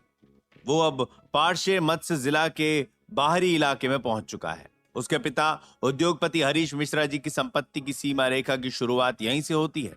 उसके सामने क्लियर वाटर नदी है जो कि लगभग 300 फीट चौड़ी है और भिन्न भिन्न प्रकारों के जहाज अक्सर ही नदी में गुजरते हुए दिखते हैं। कुछ घंटों तक राजा के रास्ते पर सफर करने के पश्चात अब लक्ष्य विशाल पुल की ओर बढ़ रहा है। इस पुल को एक खास नाम दिया गया है, मिश्रा पुल, और इसके पीछे का सरल कारण यह है कि इस पुल को उद्योगपति हरीश मिश्रा जी द्वारा बनवाया गया है और यह पुल हमेशा से ही उनके गर्व का स्रोत रहा है। क्लियर वाटर नदी पर इस पुल के पास से गुजरने वाले जहाजों से टोल टैक्स लिया जाता है और इसी छोटे से धंधे से मिश्रा जी की सालाना कमाई लगभग 500 सोने के सिक्कों तक पहुंचती है। साथ ही यह धंधा मिश्रा परिवार की आय का मुख्य स्रोत है। ऐसा भी कहा जा सकता है कि पुल के कारण ही आज मिश्रा परिवार अपनी हर जरूरत और शौक को पूरा करने हेतु सक्षम है। लक्ष्य का तांगा अब पुल पर है। लक्ष्य ने बग्गी की खिड़की से बाहर देखा। उसकी नजर दूर दराज एक पहाड़ी पर स्थित महल पर है। वो महल मिश्रा महल है जहां लक्ष्य के शरीर ने अपनी जिंदगी के 15 वर्ष गुजारे हैं। लक्ष्य मनी मन कहने लगा, मुझे घर छोड़े हुए 2 वर्ष गुजर चुके हैं। क्या अब भी बड़े सौतेले भाई पहले की तरह ही लोगों पर धौंस जमाते होंगे? क्या दूसरे सौतेले भाई अब भी लड़कियों के आगे पीछे घूमते हैं? क्या अभी भी वो उतने ही आवारा, बिगड़ैल और अय्याश हैं? क्या दीदी ठीक होंगी? उम्मीद करता हूं कि वो ठीक हों और बाकी लोगों ने उन्हें अधिक तंग न किया हो। चूंकि लक्ष्य और उसकी बहन सगे भाई बहन है तो वो एक दूसरे के काफी करीब थे। जब लक्ष्य छोटा था तब उसकी बड़ी बहन उसका काफी ख्याल रखती थी, लेकिन जैसे जैसे वे दोनों बड़े होते चले गए लक्ष्य अलग थलग रहने लगा और उसकी बहन को अपने भविष्य की चिंता सताने लगी। कारणवश उनके बीच की दूरी बढ़ती चली गई और घर छोड़ने के बाद दोनों के बीच बातचीत बंद हो गई। लक्ष्य ने अपने परिवार से जुड़ी यादों की तरफ अधिक समय के लिए अपना ध्यान केंद्रित नहीं किया। जल्द ही उसका ध्यान फिर से एक बार उस किताब की ओर केंद्रित हो गया जो उसने अपने हाथों में थामी हुई है। पार्श्य मत्स्य जिला ईस्ट कोव जादुई विद्यालय से कुछ 100 मीलों दूर है। उसने विद्यालय से घर के सफर की शुरुआत पिछले दिन की सुबह की थी। रात को उसने किसी सराय में अपना समय गुजारा और फिर दूसरे दिन यानी आज की सुबह उसने अपने सफर को जारी रखने की शुरुआत कर दी थी। अब दूसरे दिन की शाम हो चुकी है। लक्ष्य ने लेवल 5 के जादुई श्राप ज्वलंत हस्त से जुड़ी पढ़ाई जारी रखी और अब तक तो इस श्राप का स्ट्रक्चर उसके दिलो दिमाग में छप चुका है। चूंकि लक्ष्य ने अब तक इस श्राप पर किसी भी तरह का अनुसंधान नहीं किया था और ये एक लेवल 5 का विनाशकारी श्राप है जिस पर अनुसंधान करने और श्राप का अभ्यास करने हेतु उसे एलिमेंटल पूल की आवश्यकता होगी, क्योंकि इस श्राप में भारी मात्रा में अग्नि तत्व मौजूद हैं जिन्हें नियंत्रित करना इतना कठिन है कि लक्ष्य इस श्राप का स्ट्रक्चर तैयार करने के बारे में सोच भी नहीं सकता। इसीलिए उसने अंधाधुंध इस श्राप का इस्तेमाल न करने का निर्णय लिया। ऐसा इसी कारण है क्योंकि यदि लक्ष्य से श्राप के स्ट्रक्चर को तैयार करने में एक भी गलती हुई तो उसका परिणाम एक प्रलयकारी विस्फोट हो सकता है। लक्ष्य मनी मन खुद से कहने लगा, ये एक शक्तिशाली श्राप है जिसे बहुत सटीकता के साथ नियंत्रित करने की जरूरत है। ये विरोधियों पर हमला करने के लिए एक अच्छा हथियार तो है ही, लेकिन साथ ही साथ ये एक उत्कृष्ट रक्षात्मक जादुई श्राप भी है। शायद मुझे श्राप को ग्लिफ की रूह सहित अपनी आत्मा में समा लेना चाहिए। अगर एक बार लक्ष्य की आत्मा में ग्लिफ की रूह सहित ये श्राप समा गई तो उसे श्राप का इस्तेमाल करने से पहले श्राप के जटिल स्ट्रक्चर को अपने दिमाग में तैयार करने की जरूरत नहीं होगी। उसे बस अपने माना को ट्रिगर करना होगा, जिसके बाद वातावरण में मौजूद अग्नि तत्व अपने आप एकत्रित होकर एकजुट हो जाएंगे और प्रत्येक बार श्राप का स्ट्रक्चर अपने आप ही तैयार हो जाएगा। लेकिन ये कार्य कितना सरल या कठिन है उसका पता तो कार्य करने के दौरान ही मालूम होगा। लक्ष्य ने मनी मन कहा, यह तो श्राप का रेगुलर वर्जन है। अगर मैं ग्लिफ की रूह के साथ इस श्राप को अपनी आत्मा में समाता हूं तो बेहतर यही रहेगा कि इस श्राप का संपूर्ण रूप से लाभ उठाने के लिए मुझे पहले इस लेवल 5 के श्राप ज्वलंत हस्त को किसी सुप्रीम जादुई स्किल के सहारे से मॉडिफाई करके बेहतर बनाना होगा। लक्ष्य की सोच की गति काफी तेज है, जिस कारण उसने लेवल 5 के श्राप ज्वलंत हस्त की पाठ्य पुस्तिका एक दिन में ही पूरी पढ़ ली। इसका मतलब यह है कि सुप्रीम जादुई स्किल के सहारे से श्राप को बेहतर बनाने के बारे में सोच विचार करने के लिए उसके पास पूरा दिन बचा हुआ है और इस विषय पर उसके पास पहले से ही थोड़ी बहुत जानकारी है। इस विषय पर लक्ष्य के पास जो जानकारियां हैं, जो विचार उसे श्राप को मॉडिफाई करने के लिए प्रेरित कर रहे हैं, उनका स्रोत उसे अपने निबंध ब्रह्मांड और समय के जरिए से मिला, और उस निबंध पर लक्ष्य ने अभी भी अपना काम जारी रखा हुआ है।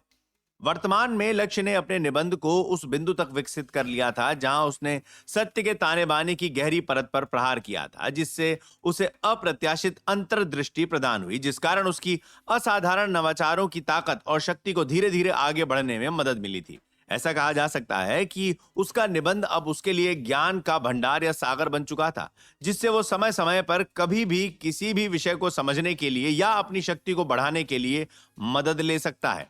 लक्ष्य ने मन ही मन कहा, बड़े अफसोस की बात है कि यहाँ कोई एलिमेंटल पूल नहीं है, वरना मैं बेशक फौरन ही एक बार इस श्राप का इस्तेमाल जरूर करता।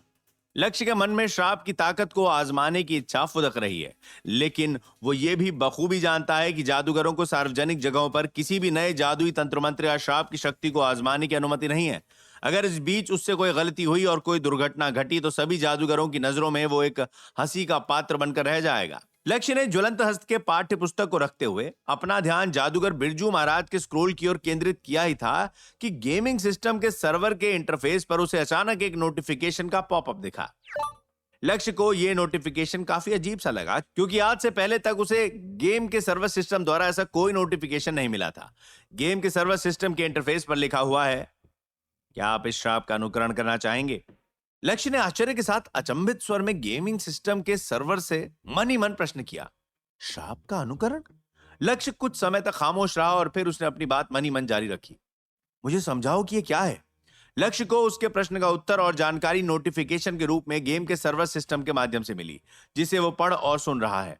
गेम का सर्वर सिस्टम लक्ष्य से कहने लगा, गेमिंग सिस्टम चेतना के दायरे में जादुई तंत्र मंत्र या श्राप के इस्तेमाल करने की प्रक्रिया का अनुकरण करते हुए खिलाड़ी की सहायता कर सकता है, जिससे कि खिलाड़ी जादुई तंत्र मंत्र या श्राप की व्यवहार्यता और प्रभावशीलता को सत्यापित कर सकता है। लक्ष्य ने हैरानगी के साथ गेमिंग सिस्टम के सर्वर से मन ही मन प्रश्न किया, तुम ये भी कर सकते हो? तुमने मुझे इस बारे में पहले कभी क्यों नहीं बताया? लक्ष्य को आग के गोले के श्राप को सीखने और उसमें महारत हासिल करने हेतु एलिमेंटल पूल का इस्तेमाल करने के लिए अपनी बारी का इंतजार करना पड़ा था। यदि उसे गेमिंग सिस्टम ने इस शानदार सुविधा के बारे में पहले ही जानकारी दी होती तो वो इस सुविधा का लाभ उठाता और उसका काफी समय बचता। गेम का सर्वर सिस्टम लक्ष्य से कहने लगा, अतीत में खिलाड़ी की आत्मा की ताकत इस सेवा का लाभ उठाने के लिए पर्याप्त रूप से मजबूत और शक्तिशाली नहीं थी, जिस कारण यदि अतीत में इस सेवा का इस्तेमाल किया जाता तब खिलाड़ी की आत्मा को नुकसान पहुंच सकता था। लक्ष्य ने गेमिंग सिस्टम के सर्वर से मन ही मन प्रश्न किया, क्या मेरी आत्मा शक्तिशाली है? मगर ऐसा कैसे हुआ और मुझे इस बात का एहसास क्यों नहीं हुआ कि मेरी आत्मा की शक्ति बढ़ गई है? गेम का सर्वर सिस्टम लक्ष्य से कहने लगा, जब खिलाड़ी ने नेक्रोमेंसर जादूगर शाहिद का सामना किया था तब खिलाड़ी ने अपनी सीमा लांघ कर पार कर ली थी। फिर उसके बाद जब खिलाड़ी को रोशनी के देवदूत द्वारा वरदान मिला तब खिलाड़ी की आत्मा की शक्ति बढ़ गई। गेमिंग सिस्टम के साथ इस छोटी सी बातचीत के पश्चात लक्ष्य को सारा मामला समझ आ गया।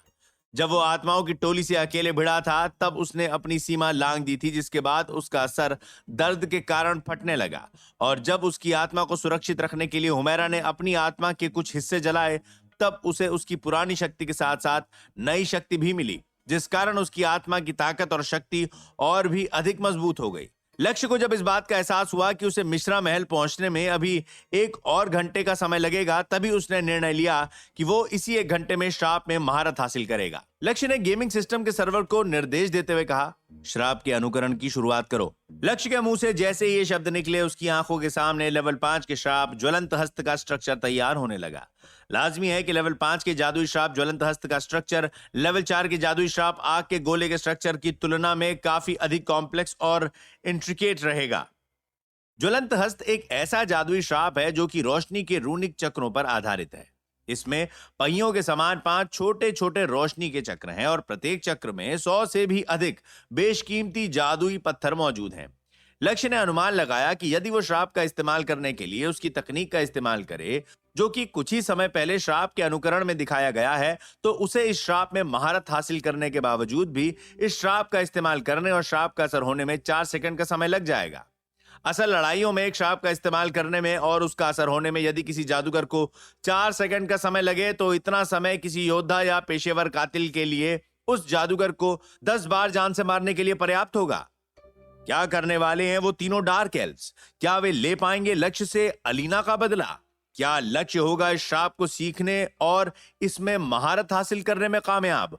कैसी होगी लक्ष्य और उसके घर वालों की मुलाकात? आगे की कहानी जानने के लिए सुनते रहिए रोमांच और खतरे से भरी कहानी ट्रैप्ड इन वीडियो गेम, सिर्फ पॉकेट एफएम पर।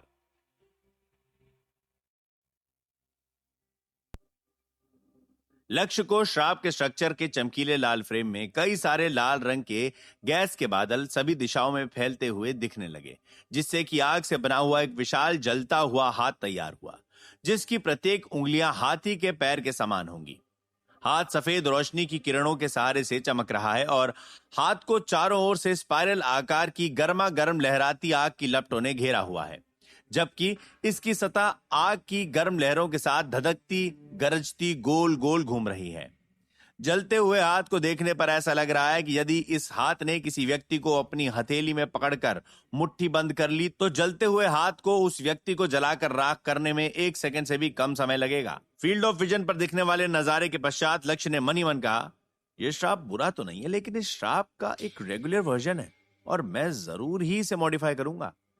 जैसे ही लक्ष्य के दिमाग में विचार आया, श्राप का स्ट्रक्चर नष्ट होकर एक सामान्य जादुई तंत्र मंत्र या श्राप के स्ट्रक्चर में बदल गया, जिसके बाद लक्ष्य ने इस स्ट्रक्चर को अपने आधारित विचारों के अनुसार बदलने की शुरुआत कर दी, जो पहले रेगुलर वर्जन के स्ट्रक्चर को देखते हुए उसके जहन में पनपे थे। लक्ष्य श्राप को मॉडिफाई करने हेतु कई तरीकों और तकनीकों के बारे में सोचने लगा और 5 मिनट से भी कम समय में उसने एक नए श्राप का स्ट्रक्चर तैयार कर दिया।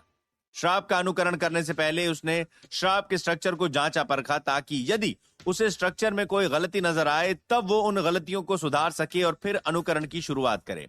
लक्ष्य गेमिंग सिस्टम के सर्वर सिस्टम से मन ही मन कहने लगा, श्राप का अनुकरण किया जाए। श्राप का स्ट्रक्चर एक बार फिर हिलने डुलने लगा और जलती आग की लाल लपटें फिर से एक बार स्ट्रक्चर में समाने लगी। थोड़े समय के बाद जलता हुआ हाथ तैयार होने लगा ही था कि अचानक रोशनी की किरण चमकी और जलता हुआ हाथ थरथरा कर कांप कर नष्ट होते हुए हर तरफ बिखर गया। श्राप का अनुकरण स्ट्रक्चर की कमियों और खामियों के कारण अधूरा रह गया, मगर इससे लक्ष्य कमजोर नहीं पड़ा, क्योंकि वो इस बात से भलीभांति वाकिफ है कि उसे इस श्राप में महारत हासिल करने के लिए कई कोशिशें करनी पड़ेंगी। लक्ष्य गेमिंग सिस्टम के सर्वर सिस्टम से मन ही मन कहने लगा, प्रक्रिया को एक बार फिर से दोहराया जाए, लेकिन इस बार प्रक्रिया धीमी गति से करना। गेमिंग सिस्टम के सर्वर सिस्टम ने कहा, ठीक है। इस बार लक्ष्य पूरी प्रक्रिया को एक बार फिर से देखने लगा और इससे पहले कि जलता हुआ हाथ ढहता, उसने प्रक्रिया की गति 5 गुना धीमी कर दी, ताकि वो ये देखने में सक्षम रहे कि स्ट्रक्चर नष्ट कैसे और क्यों हुआ था। लक्ष्य को आखिरकार कई खामियां दिखी, जिसके बाद वो इन खामियों को ठीक करने हेतु उनके समाधानों के बारे में सोचने लगा और अगले 3 मिनट में उसे इस समस्या का समाधान मिल गया, जिसके बाद वो एक बार फिर से स्ट्रक्चर में बदलाव करने लगा। इस बार उसे इस कार्य में 10 मिनट का समय लगा था। उसने एक बार फिर से सारी चीजें जांची परखी, ताकि श्राप के अनुकरण की प्रक्रिया के दौरान स्ट्रक्चर के तैयार होने की प्रक्रिया में कोई गड़बड़ी ना हो। लक्ष्य गेमिंग सिस्टम के सर्वर सिस्टम से मन ही मन कहने लगा, श्राप का अनुकरण किया जाए। लाल रंग का गैस एक बार फिर श्राप के स्ट्रक्चर में समाता हुआ दिखने लगा और इस बार कोई दुर्घटना नहीं घटी। एक बार फिर से विशाल हाथ प्रकट हुआ, हालांकि इसका स्वरूप रेगुलर वर्जन से थोड़ा अलग दिख रहा है। इसकी सतह पर अभी भी सफेद रंग की गर्मा गर्म आग की लपटों की लहरें मौजूद हैं, लेकिन ये लहरें काफी नियंत्रित तरीके से घूम रही हैं और सफेद रंग की आग मध्यम रोशनी की किरणों के सहारे से पहले की तुलना में काफी कम चमक रही है। हवा और जलते हुए हाथ के दरमियान एक बाधा का प्रभाव है, जिसे स्पष्ट रूप से देखा जा सकता है। इसके अलावा बड़े से हाथ के चारों ओर एक पारदर्शी फोर्स फील्ड भी मौजूद है। ये फोर्स फील्ड जलते हुए हाथ के प्रत्येक जलती हुई उंगलियों के चारों ओर लिपटी हुई है। अग्नि के तत्वों का प्रभाव फोर्स फील्ड पर पड़ा, जिस वजह से इन प्रत्येक उंगलियों के चारों ओर अग्नि से बने लाल छल्ले दिखाई दिए। इस नए जलते हुए हाथ की बनावट लक्ष्य द्वारा बनाए गए श्राप कांच के गोले के समान है। इसका कारण यह है कि दोनों ही श्राप अपने स्ट्रक्चर के कोर में अग्नि के तत्वों को भारी मात्रा में एकत्रित कर एकजुट होने के बाद तैयार होते हैं। श्राप के नजारों को देखकर लक्ष्य के दिलो दिमाग में एक ही शब्द आया, शानदार। लक्ष्य मन ही मन कहने लगा, अब मैं लॉ को पूरी तरह से नियंत्रित कर सकता हूं और अपनी इच्छा अनुसार जब चाहूं तब श्राप को विस्फोट करने के लिए निर्देशित कर सकता हूं। हालांकि अभी भी श्राप में कुछ खामियां हैं। लॉ की ऊर्जा का नियंत्रण अभी भी अपूर्ण है, लेकिन मैं इसे बदल सकता हूं। लक्ष्य को ऐसे जादुई तंत्र मंत्र और श्राप काफी पसंद है, जिन्हें वो अपनी इच्छा अनुसार नियंत्रित कर सके। कारणवश उसने जादुई श्राप आग के गोले के स्ट्रक्चर को इतनी सटीकता के साथ तैयार किया था कि उस श्राप से हमला करने के बाद उसका निशाना अचूक हो, और कांच के गोले के स्ट्रक्चर में उसने इतनी भारी मात्रा में अग्नि तत्व को समाया था जितनी की स्ट्रक्चर में जगह थी। फिलहाल वो ज्वलंत हस्त को इस तरह से तैयार करने की सोच रहा है जिससे कि वो जलते हुए हाथ की जलती सतह के तापमान पर अपना नियंत्रण बनाकर तापमान को अपनी इच्छा अनुसार नियंत्रित कर सके। जैसे ही श्राप का बुनियादी स्ट्रक्चर तैयार हुआ, लक्ष्य ने श्राप में अंतिम बदलाव करते हुए श्राप को मॉडिफाई करने की शुरुआत कर दी। इस बार लक्ष्य को इस कार्य में आधे घंटे का समय लगा। इन आधे घंटों में लक्ष्य ने 5 मर्तबा स्ट्रक्चर को मॉडिफाई किया, जिसके बाद वो अपने कार्य से पूरी तरह से संतुष्ट हो गया। हालांकि आधे घंटे का समय एक संक्षिप्त अवधि की तरह लग सकता है, लेकिन वास्तव में लक्ष्य को इस कार्य में उससे भी अधिक समय लगा था, क्योंकि वो इस संपूर्ण प्रक्रिया के दौरान अपनी चेतना के दायरे में रहा था। आमतौर पर जादूगरों की सोचने की गति काफी तेज होती है, जिस वजह से वास्तविक दुनिया का 1 सेकंड चेतना के दायरे में 100 सेकंड के समान लग सकता है। वहीं दूसरी तरफ लक्ष्य के सोचने की गति बिजली के समान तेज है, जिस वजह से वास्तविक दुनिया का 1 सेकंड चेतना के दायरे में 200 सेकंड के बराबर होगा। साथ ही लक्ष्य को मदद स्वरूप गेमिंग सिस्टम से बूस्ट भी प्राप्त है, जिस वजह से वो 1 घंटे से भी कम समय में एक लेवल 5 के श्राप को मॉडिफाई करने में सक्षम रहा। लक्ष्य गेमिंग सिस्टम के सर्वर सिस्टम से मनी मन कहने लगा, अब ग्लिफ की रूह में इस श्राप को समा दो। गेमिंग सिस्टम के सर्वर सिस्टम ने प्रश्न किया, क्या खिलाड़ी वाकई ऐसा करना चाहता है? लक्ष्य गेमिंग सिस्टम के सर्वर सिस्टम से मनी मन कहने लगा, हाँ। जैसे लक्ष्य ने गेमिंग सिस्टम के सर्वर सिस्टम के प्रश्न का उत्तर दिया, उसे ऐसा महसूस हुआ कि कोई उसके सिर को किसी भारी चीज से मार रहा है। उसे अपने दिमाग में खड़खड़ाहट की आवाज सुनाई देने लगी, और वो आवाज कुछ इस तरह की है जैसे कोई बड़े से हथौड़े से पीतल से बनी बड़ी सी घंटी पर लगातार हथौड़ा मार रहा हो। लक्ष्य को जब होश आया तब उसका सर काफी जोर से दर्द कर रहा था। लक्ष्य के जहन में श्राप का स्ट्रक्चर छप चुका है। उसे चुटकियों में श्राप के छोटे से बड़े सूक्ष्म विवरणों के साथ श्राप याद हो चुका है। उसे इस बात का ज्ञान है कि जब भी उसे इस श्राप का इस्तेमाल करना हो, वो माना को ट्रिगर करेगा ताकि लेवल 5 के श्राप का स्ट्रक्चर तुरंत ही तैयार हो जाए।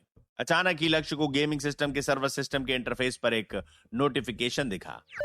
गेमिंग सिस्टम के सर्वर सिस्टम ने कहा, खिलाड़ी ने एक नए श्राप में महारत हासिल कर ली, कृपया इस श्राप का नामकरण कीजिए। लक्ष्य गेमिंग सिस्टम के सर्वर सिस्टम से मनी मन कहने लगा, अग्निहस्त।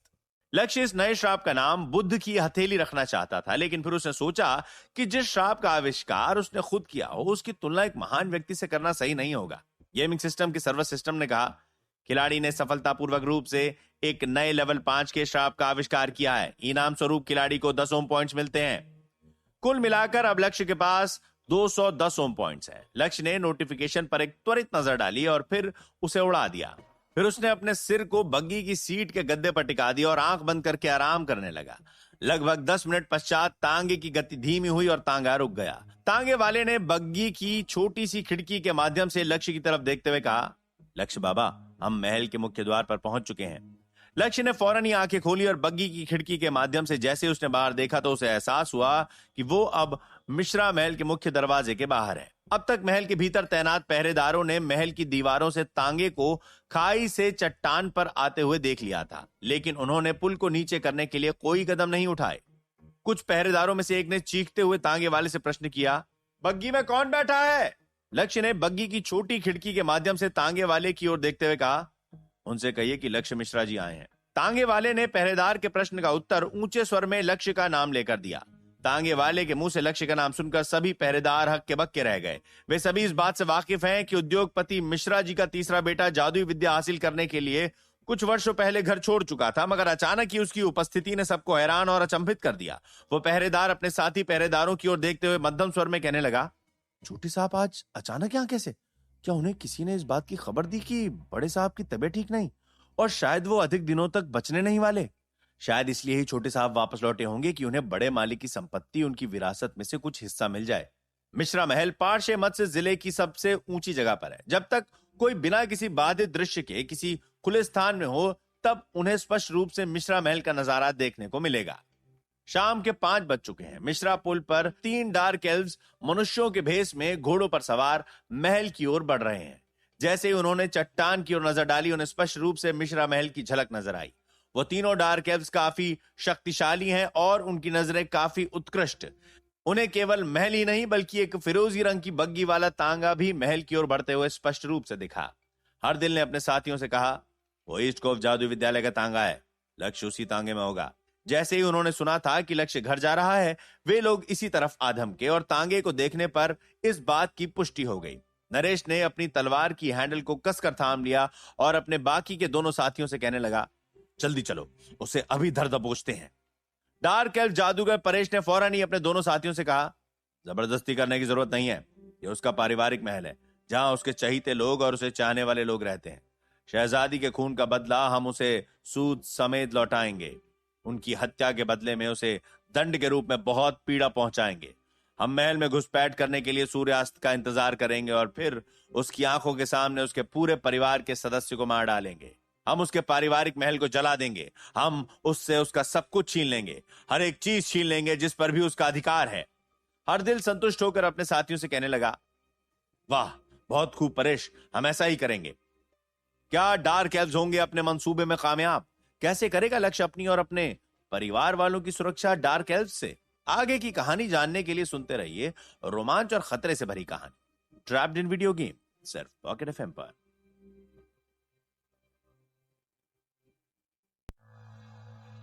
डार्क एल्व्स पर रात्रि का वरदान है। रात्रि की कृपा सदैव ही उन पर बनी रही है। वे रात्रि के सपूत हैं। हर दिल इसलिए संतुष्ट है क्योंकि वो एक पेशेवर कातिल है और सूर्यास्त के बाद बतौर एक पेशेवर कातिल उसे बखूबी अपनी कला का प्रदर्शन करने का मौका मिलेगा। लक्ष्य का तांगा स्थिर गति से महल की ओर बढ़ा।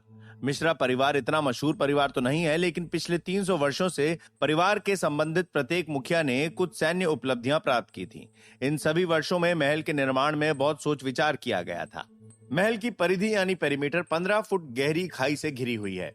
चूंकि महल ऊंची जमीन पर स्थापित है तो खाई में पानी नहीं है, बल्कि खाई को नुकीली लकड़ियों से भर दिया गया है। बाहरी हमलों से महल की रक्षा करने हेतु महल की दीवारों को सितारा पत्थर नाम के सख्त और मजबूत सामग्री से बनाया गया है। सस्पेंशन पुल वाली दीवार जादुई पत्थरों से मजबूत की गई है। लक्ष्य एक नजर में ही समझ गया कि वे जादुई विरोधी, मजबूत और शक्तिशाली पत्थर हैं। महल के द्वार के जरिए से महल में घुसपैठ करने वाले लोगों का स्वागत एक चौक द्वारा किया जाएगा, जो कि क्रॉसबो, कैटापुल्ट्स और अन्य शस्त्रों, हथियारों और उपकरणों से भरा हुआ है। चौक ऊंची दीवारों की एक और परत से घिरा हुआ है, जिसके पीछे महल का दूसरा द्वार है। यदि कोई दुश्मन रक्षा की पहली बाधा को तोड़कर घुसपैठ करने में सक्षम हुआ तो वो चौक के भीतर फंस जाएगा और फिर उसका स्वागत तीरों की घातक बारिश से किया जाएगा। दुश्मन के पास भागने या बच निकलने का कोई रास्ता नहीं बचेगा। लक्ष्य ने महल का निरीक्षण करना जारी रखा तो उसे महसूस हुआ कि मिश्रा महल केवल एक महल नहीं बल्कि एक युद्ध किला भी है। यदि महल को पर्याप्त राशन और कुछ महारथी योद्धाओं के साथ भर दिया जाए तो कम से कम 1.5 साल तक मिश्रा महल रक्षात्मक तलहटी के रूप में काम कर सकता है। उसी पल तांगा महल के भीतरी चौक में पहुंचा। चौक के आंगन में एक छोटा सा हरा भरा बगीचा है, जिसे करीने से छटी हरियाली से सजाया गया है, जिसकी वजह से महल में मौजूद अंधेरे और नम वातावरण पर खुशहाली की थोड़ी झलक दिख रही है। महल का मुख्य द्वार चौक के पीछे स्थित है। लक्ष्य ने मुख्य द्वार पर 3 लोगों को खड़ा पाया जो उसके आने के इंतजार में वहां मौजूद थे। 3 लोगों में से 2 व्यक्ति महिलाएं हैं और 1 व्यक्ति पुरुष। दोनों ही महिलाओं के तन पर पोशाक के नाम पर पुराने फटे पतले से कपड़े हैं, जिस कारण वे इस कड़ाके की सर्दी में ठिठुरती हुई कांप रही हैं। वो दोनों खुद को ठंड में गर्म रखने हेतु अपनी अपनी हथेलियों को आपस में मल रही हैं, जिसका उन पर कोई खास असर नहीं दिख रहा है। जैसे जैसे तांगा करीब जाता गया, उनके चेहरे की विशेषताओं को देखकर लक्ष्य की याददाश्त जागी और आखिरकार उसने उन्हें पहचान लिया। 2 में से एक महिला के चेहरे पर चिंताजनक भावना है। वही है इस दुनिया में रहने वाले असल लक्ष्य की माताश्री श्रीमती ललिता मिश्रा, जिनके साथ अस्त व्यस्त हालत में एक अन्य महिला खड़ी है। वो है लक्ष्य की बड़ी बहन मालिनी मिश्रा। जो पुरुष उन दोनों के साथ खड़े हैं वो एक सफेद बालों वाले वृद्ध व्यक्ति हैं और कई वर्षों से मिश्रा परिवार और मिश्रा महल के मुख्य सेवक और देखभाल करता रहे हैं। उनका नाम है तुषार। जितना बड़ा झटका लक्ष्य को अपनी माताश्री और बहन की दुर्गति को देखकर नहीं लगा था, उससे कई अधिक बड़ा झटका उसे अपनी माताश्री को महल में देखने पर लगा। लक्ष्य मनी मन सोचने लगा कि आखिरकार उसकी माताश्री महल में कर क्या रही हैं। इन तीनों के अलावा परिवार का कोई अन्य सदस्य उनके साथ लक्ष्य के स्वागत में और इंतजार में वहां उपस्थित नहीं है। लक्ष्य के सबसे बड़े सौतेले भाई का स्वभाव और आचार विचार विद्रोही है और वो बिल्कुल भी मिलनसार नहीं है, इसीलिए वो उनके साथ उसके स्वागत में वहां मौजूद नहीं है। रही बात दूसरे सौतेले भाई की, तो उसकी अनुपस्थिति का कारण उसका कर्तव्य है। वो नगीनाबाद साम्राज्य की सेना में योद्धा है और फिलहाल अपने कर्तव्य का पालन करने हेतु नगीनाबाद साम्राज्य के उत्तरी भाग में चंद्र युद्ध किले में तैनात है। तांगा मुख्य द्वार के पास रुका। लक्ष्य ने बग्गी का दरवाजा खोला और तांगे की बग्गी से नीचे उतरा। लक्ष्य नहीं चाहता कि जब वो अपने परिवार के सदस्यों से मिले तो वे लोग उसे कमतर समझे। कारणवश उसने ईस्ट कोव जादुई विद्यालय की रोब पहनी हुई है, जिस पर विद्यालय के निशान चिन्ह के रूप में विद्यालय की मुहर लगी हुई है। इसके अलावा उसने अपने दाएं हाथ में 2 अंगूठियां भी पहनी हुई हैं, जिनमें से एक अंगूठी जादुई उपकरण है जिसका निर्माण उसने खुद किया था और उसमें लेवल 4 का रक्षात्मक जादुई तंत्र मंत्र इडलवियस समाया हुआ है। और दूसरी अंगूठी उसे सम्राट ललित ने तोहफे में दी है, जो उसके अधिपति के ओहदे को भी दर्शाने के काम आएगा। उसने जानबूझकर अपने एक हाथ में एक खास जादुई छड़ी भी थामी हुई है, जो कि रहस्यमयी और शानदार रूप से चमक रही है। लक्ष्य की यह तरकीब बेहद ही प्रभावी साबित हुई। जिस पर ललिता जी ने अपने बेटे को इस तरह देखा, उनका सर गर्व से ऊंचा हो गया और छाती गर्व से चौड़ी। उनकी आंखों में खुशी के आंसू हैं। उनके चेहरे पर जो चिंताजनक भावना दिख रही थी वो गायब हो चुकी थी। उस हाव भाव की जगह अब उनके लबों पर मुस्कुराहट और चेहरे पर राहत की भावना ने ले ली है। लक्ष्य की बड़ी बहन मालिनी ने जब लक्ष्य को इस तरह देखा तो उसे भी झटका लगा था और उसने अपने मुंह को अपने दोनों हाथों से ढक लिया। उसने कभी उम्मीद भी नहीं की थी कि एक दिन उसका नालायक भाई इतना बड़ा हो जाएगा। तुषार जी, जो सदैव ही लक्ष्य को तिरस्कारी नजरों से देखते आए थे, आज लक्ष्य को इस रूप में देखकर उनका रंग अपने आप ही बदल गया। वो सम्मानजनक नजरों से लक्ष्य को एकटक देखते रहे और जैसे ही लक्ष्य थोड़ा करीब पहुंचा वो उसके सामने झुके। तुषार जी सम्मान के साथ विनम्र स्वर में कहने लगे, छोटे साहब, आपका स्वागत है। लक्ष्य की बड़ी बहन मालिनी को एक पल को लगा कि ये लक्ष्य नहीं हो सकता। वो उसे संदेहपूर्वक और अविश्वसनीय रूप से देखती रही। मालिनी ने संकोच करते हुए लक्ष्य से प्रश्न किया, लक्ष्य, क्या तुम मेरे छोटे भाई लक्ष्य हो? मिश्रा परिवार के सदस्यों ने हमेशा ही अपना सारा ध्यान शारीरिक शक्ति पर केंद्रित किया हुआ था, क्योंकि लक्ष्य के कुछ पूर्वज सेना में योद्धाओं और सैनिकों के ओहदे पर थे। वहीं दूसरी तरफ लक्ष्य बचपन से ही कुपोषित और कमजोर था।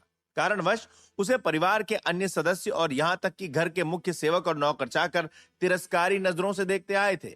हालांकि फिलहाल जो शख्स घर के सदस्यों और खासकर तुषार जी के सामने खड़ा है, वो अब दुबला पतला नहीं बल्कि एक हट्टा कट्टा नौजवान है और वो काफी आत्मविश्वासी है। उसने जिस तरह की शानदार पोशाक पहनी है उसके अनुसार उनकी नजर में वो एक बेहद ही शक्तिशाली जादूगर होना चाहिए। वहीं दूसरी तरफ मालिनी की नजरों में लक्ष्य की यह वास्तविक छवि उसकी उस छवि से काफी विपरीत है जो मालिनी कई सालों से देखती आई थी। लक्ष्य मुस्कुराते हुए मालिनी की ओर देखकर कहने लगा, ऐसा क्या देख रही हो दीदी? मैं ही हूं, आपका छोटा भाई लक्ष्य। भले ही इन दोनों महिलाओं के प्रति लक्ष्य के मन में विशेष भावना नहीं है, लेकिन असल लक्ष्य मिश्रा अभी भी उसमें जिंदा है। कारणवश लक्ष्य को ललिता जी और मालिनी के प्रति लगाव महसूस हुआ। लक्ष्य आगे बढ़ा और क्रमशः अपनी बड़ी बहन और माताश्री को उसने गले लगाया। जब उसने अपनी माताश्री को गले लगाया तो उनका कांपना ठिठुरना थोड़े समय के लिए बंद हो गया। फिर अचानक ही लक्ष्य ने उन्हें रोता हुआ पाया। ललिता जी नम आंखों और गीले गालों के साथ लक्ष्य को देख रही हैं। ललिता जी ने सिसकियां भरते मध्यम स्वर में कहा, मेरा बेटा अब बड़ा ही नहीं बल्कि जिम्मेदार भी हो गया है। मेरे बेटे का भविष्य सुनहरा और उज्जवल होगा। लक्ष्य ने जब अपनी माता श्री को इस अवस्था में देखा, उसके दिल में कसक उठी। उसने गहरी सांस भरी और खुद को संभाल लिया। फिर लक्ष्य ने तांगे वाले को देखा और उसने उनकी तरफ 5 सोने के सिक्के बढ़ाते हुए कहा, अली भाई, आप कुछ दिनों के लिए मेरे अतिथि हैं। आपको कुछ दिन मेरे साथ यहीं रहना होगा। इस तकलीफ के लिए मैं माफी चाहता हूं। किसी भी चीज की जरूरत हो तो सेवकों से कह दीजिएगा। जैसे अली ने सोने के सिक्कों को देखा, उसकी आंखें चमक उठी। उनके लिए 5 सोने के सिक्के 6 महीने की कमाई के बराबर हैं। अली भाई खुशी खुशी लक्ष्य की ओर देखते हुए उत्साहित स्वर में बोले, लक्ष्य बाबा, आपका बहुत बहुत शुक्रिया। तुषार जी ये देखकर दंग रह गए कि लक्ष्य ने तांगे वाले को एक यात्रा के बदले 5 सोने के सिक्के दिए। पूरे मिश्रा परिवार की सालाना आमदनी महज 700 सोने के सिक्के की है। इस आय को भी उन्हें महल में रहने वाले 300 से भी अधिक लोगों के बीच विभाजित करना पड़ता है। पिछले साल बड़े साहब द्वारा पेश किया गया सबसे उदार इनाम 5 चांदी के सिक्के थे। वहीं दूसरी तरफ लक्ष्य के पास अब इतनी दौलत है कि वो उनसे 10 गुना अधिक पैसे इनाम स्वरूप दे सकता है। यह नजारा उनकी अपेक्षाओं को पार कर गया। सर्दी की ठंडी हवाओं ने अब मौसम को असहनीय बना दिया। लक्ष्य से अब अपनी माताश्री और दीदी की हालत देखी नहीं गई। लक्ष्य ने विनम्र स्वर में दोनों महिलाओं की ओर देखते हुए कहा, मां, दीदी, घर के अंदर चलिए। हाँ चलो बेटा चलो, ललिता जी ने लक्ष्य की ओर देखते हुए जल्दबाजी में कहा। ललिता जी का सारा ध्यान लक्ष्य पर ही केंद्रित है। वो स्नेहपूर्वक रूप से उसे देख रही हैं। अब जब उनका बेटा घर लौटा है तो उन्होंने सोचा कि वो जैसा कहेगा वो वैसा ही करेंगी। जहां तक रही मालिनी की बात, तो वो भी लक्ष्य के इस अंदाज से चौंक गई। मालिनी को उसके पूरे साल के खर्च के लिए केवल 6 सोने के सिक्के मिलते हैं। उसे अभी भी अपना वो संघर्ष याद है जो उसने एक स्कर्ट खरीदने के लिए किया था, जिसकी कीमत 1 सोने के सिक्के की थी। उसे यह निर्णय लेने में 6 महीने का समय लग गया था कि क्या उसे वो स्कर्ट खरीदना चाहिए या नहीं। उसे स्पष्ट रूप से ये उम्मीद नहीं थी कि उसका छोटा भाई एक तांगे वाले को इतनी कीमत देगा जो लगभग उसके सालाना खर्चे के समान है। मालिनी दंग रह गई और उसके चेहरे पर हैरानी स्पष्ट रूप से दिख रही है। वो पूरे समय अचंभित नजरों से लक्ष्य को एकटक देखते हुए ललिता जी और लक्ष्य के पीछे पीछे चल रही है। रास्ते में लक्ष्य ने तुषार जी से कहा, मुझे बाबा से मिलना है, मुझे उनके पास ले चलिए। तुषार जी ने सहजता के साथ कहा, जी वो बड़े साहब की तबीयत ठीक नहीं है, किसी को भी उनसे मिलने की अनुमति नहीं है। तुषार जी की बात सच्चाई से बहुत परे है। हाँ, इस बात को अस्वीकार नहीं किया जा सकता कि लक्ष्य के पिताजी अपनी आखिरी सांसें गिन रहे हैं, लेकिन लक्ष्य के बड़े सौतेले भाई ब्रजेश मिश्रा ने सबसे कह दिया था कि किसी भी हाल में लक्ष्य को बाबा से मिलने की अनुमति नहीं है। इसका कारण वो उपाधि है जो उनकी मृत्यु के बाद ब्रजेश को मिलेगी। इसका सबसे सरल कारण यही है कि ब्रजेश किसी भी हाल में नहीं चाहता कि उसके पिता अपनी संपत्ति का रत्ती भर भी हिस्सा लक्ष्य को दें। अतीत में तुषार जी ऐसी बातें बिना किसी डर के आराम से कह देते थे। हालांकि इस बार इससे पहले कि वे अपना वाक्य पूरा कर पाते, लक्ष्य उन्हें घूरने लगा, जिसकी वजह से उन्होंने कुछ कहा नहीं और बिल्कुल मौन रह गए। लक्ष्य की आंखों में उन्हें गुस्सा नजर आया, जिस वजह से तुषार जी ने खुद पर एक दबाव महसूस किया। तुषार जी डरते सहमते पसीना पसीना हो गए और घबराकर बुदबुदाते हुए मध्यम स्वर में कहने लगे, छोटे साहब, ये आपके बड़े भाई का आदेश है। लक्ष्य ने उपहास किया। वो बखूबी जानता है कि ब्रजेश क्या योजना बना रहा होगा। मिश्रा परिवार की विरासत विरल है। अगर ब्रजेश को इस विरासत को बांटना पड़े तो निश्चित रूप से उसका हिस्सा छोटा हो जाएगा। हालांकि लक्ष्य को इस महत्वहीन विरासत में कोई दिलचस्पी नहीं है, लेकिन लक्ष्य ने तुषार जी की ओर देखते हुए विनम्र स्वर में कहा, मैंने बाबा से मिलने की बात की है, ब्रजेश भैया से नहीं। आप मुझे बाबा के पास ले चलिए। कैसी रहेगी लक्ष्य और उसके बाबा की मुलाकात? क्या करने वाले हैं डार्क एल्व्स? कैसे करेगा लक्ष्य अपने घर वालों का बचाव? आगे की कहानी जानने के लिए सुनते रहिए रोमांच और खतरे से भरी कहानी ट्रैप्ड इन वीडियो गेम, सिर्फ पॉकेट एफएम पर।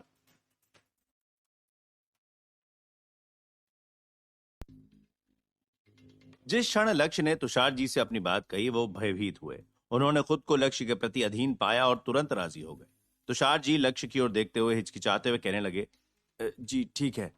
तुषार जी मनी मन सोचने लगे कि लक्ष्य आखिर कब से इतना शक्तिशाली हो गया।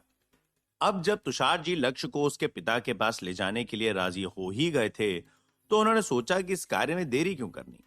उनके लिए बेहतर यही रहेगा कि वो जल्द से जल्द लक्ष्य को उसके पिता के पास ले जाएं। तुषार जी दर्दनाक हाव भाव के साथ लक्ष्य को रास्ता दिखाते हुए आगे आगे चलने लगे और लक्ष्य उनके पीछे पीछे।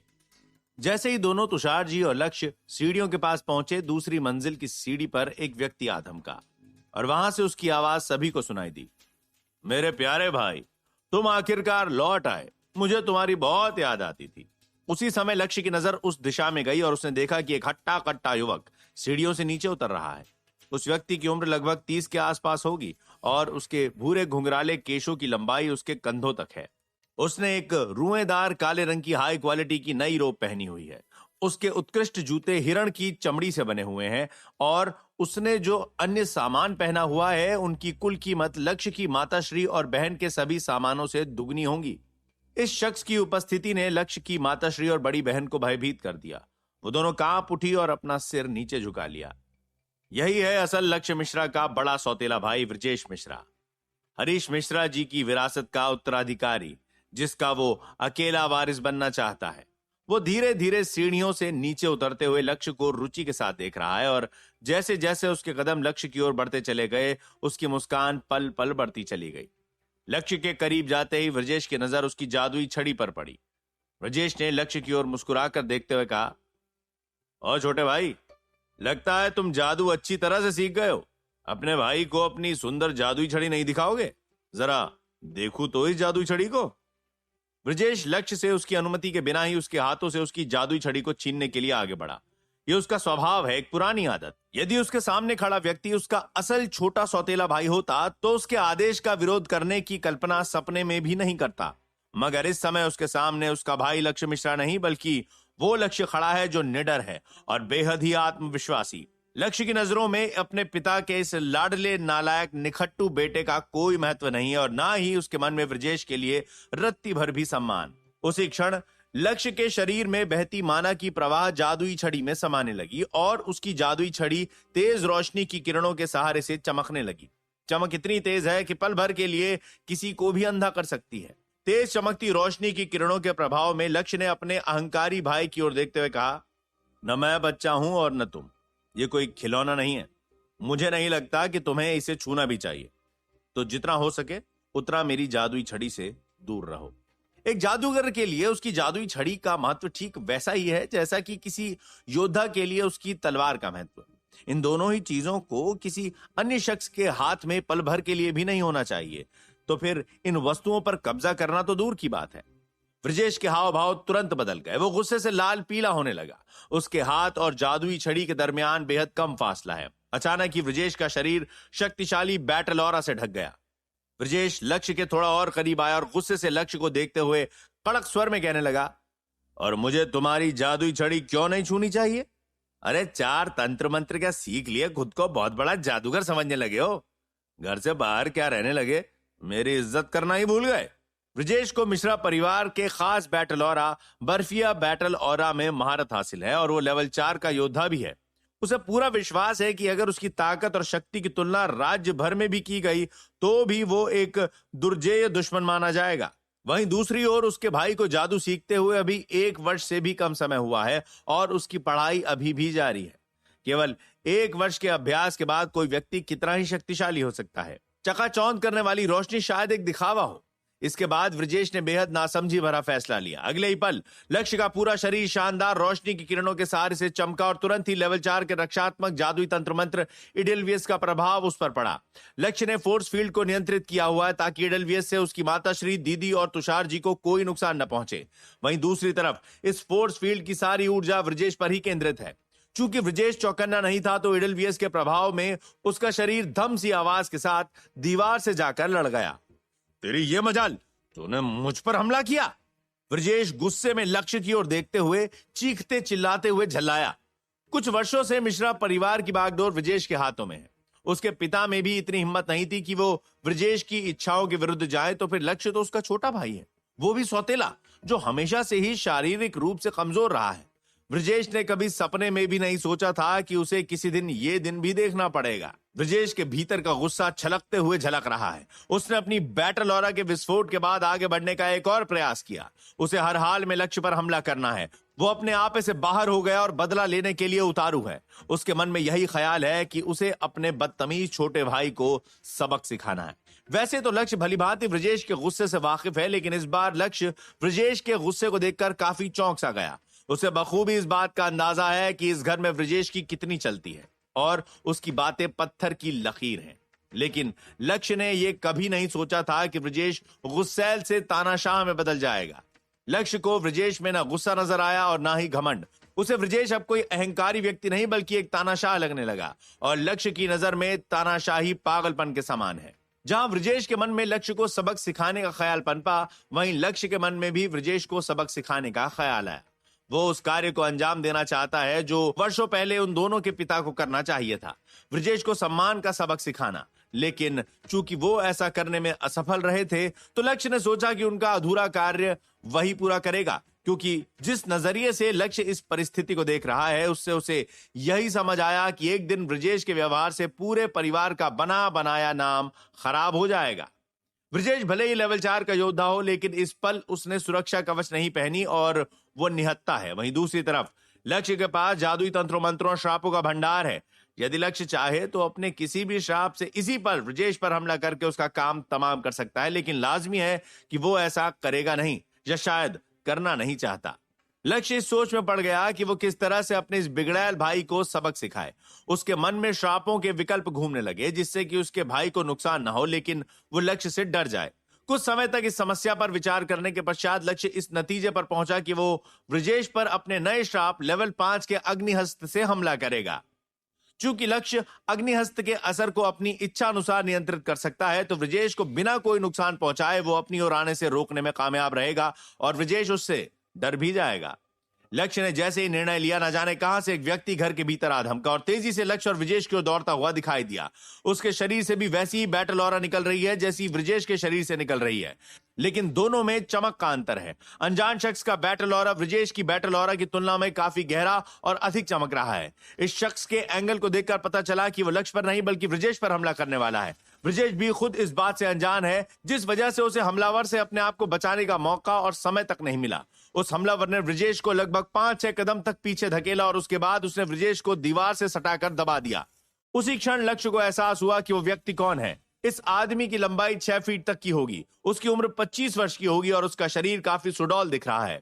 ये लक्ष्य का दूसरा सौतेला भाई चिराग मिश्रा है। चिराग गुस्से से ब्रजेश की आंखों में आंखें डालकर कहने लगा, हम तीनों भाई इतने समय के बाद इस घर में एक साथ हैं और तुम हमारा स्वागत ऐसे कर रहे हो ब्रजेश? हाँ, ब्रजेश ने कड़क आवाज में कहा। चिराग, छोड़ मुझे। अब तक ब्रजेश का गुस्सा थोड़ा बहुत शांत हो चुका था। ब्रजेश चिराग को खुद से दूर करने और खुद को छुड़ाने की कोशिश करने लगा, मगर चिराग ने अभी भी उसके सीने पर अपना हाथ रखकर उसे दीवार से सटाकर दबाए हुए रखा है। लेकिन चिराग ने काफी पहले ही उस पर अपनी पकड़ ढीली कर दी थी, मगर फिर भी ब्रजेश खुद को छुड़ाने के संघर्ष में लगा था। जल्द ही चिराग ने ब्रजेश को छोड़ दिया और खुद को उससे दूर किया। अब जब ब्रजेश चिराग की गिरफ्त से छूट चुका था, उसने अपने गुस्से को अपने मन में ही दबा लिया और आग बबूला होकर चिराग को देखने लगा। उसने अपने कपड़े झाड़े और फिर अपना सारा ध्यान उसने लक्ष्य की ओर केंद्रित किया। ब्रजेश लक्ष्य को तिरस्कारी नजरों से देखते हुए कड़क स्वर में कहने लगा, कहीं तुम ये तो नहीं सोच रहे कि जादूगर बनने के बाद तुम मुझे अपनी उंगलियों पर नचा सकते हो? भूल कर भी ऐसा सोचना मत, क्योंकि मैं इस घर का मालिक हूं और कोई भी मुझसे बदतमीजी करे ये मैं हरगिज बर्दाश्त नहीं करूंगा। और अगर किसी को भी इससे दिक्कत है तो वो अभी घर छोड़कर जा सकता है। इससे पहले कि लक्ष्य उसे मुंह तोड़ जवाब दे पाता, ब्रजेश गुस्से में हॉल से तेजी से चला गया। गुस्से के कारण लक्ष्य की भौहें चढ़ चुकी थीं और वो गुस्से में अपनी भौहों की मालिश करने लगा। अपने सबसे बड़े भाई के साथ हुई इस संक्षिप्त बातचीत में लक्ष्य स्पष्ट रूप से देख सकता है कि ब्रजेश न केवल अहंकारी और अधीर है, बल्कि उसकी सबसे बुरी बात यह है कि वो अज्ञानी है और वो कभी भी किसी के लिए भी अपनी आवश्यकताओं से समझौता करने के लिए तैयार होने वाला व्यक्ति नहीं है। संक्षेप में वो कुछ रईस घरानों की ठेठ बिगड़ैल औलाद के समान ही है। इस बीच चिराग भी स्पष्ट रूप से ब्रजेश के व्यवहार से काफी क्रोधित है, इसलिए उसने ब्रजेश का अपमान करने के लिए गुस्से में उस जगह पर थूक दिया जहां कुछ समय पहले ब्रजेश खड़ा था। चिराग गुस्से से ब्रजेश की आलोचना करते हुए चिल्लाकर कहने लगा, जब भी यह घर बर्बाद होगा उसकी बर्बादी का कारण तुम ही होगे ब्रजेश। चिराग नगीनाबाद राज्य की सेना का योद्धा है और श्वेत चंद्र युद्ध किले में तैनात था, जो कि ब्लैक आयरन गैरिसन युद्ध किले से 100 मीलों की दूरी पर उत्तरी भाग में स्थापित है और राज्य का दूसरा सबसे बड़ा युद्ध किला है। चिराग ने सुना था कि उसके पिता गंभीर रूप से बीमार पड़ गए हैं, इसलिए उसने कप्तान से शीतकाल त्योहार पर घर लौटने की विशेष अनुमति मांगी थी। घर लौटते समय रास्ते में चिराग ने उड़ती अफवाहें सुनी कि उसके छोटे भाई ने बतौर जादूगर कई उपलब्धियां हासिल की हैं और वो भी घर पहुंचने वाला है। इसलिए चिराग लंबे समय के बाद पहली बार सभी से एक साथ मिलने के लिए बहुत उत्सुक था। कैसी रहेगी लक्ष्य और चिराग की मुलाकात? क्या दोनों मिल पाएंगे हरीश मिश्रा से? डार्क एल्व्स क्या करने वाले हैं? आगे की कहानी जानने के लिए सुनते रहिए रोमांच और खतरे से भरी कहानी ट्रैप्ड इन वीडियो गेम, सिर्फ पॉकेट एफएम पर।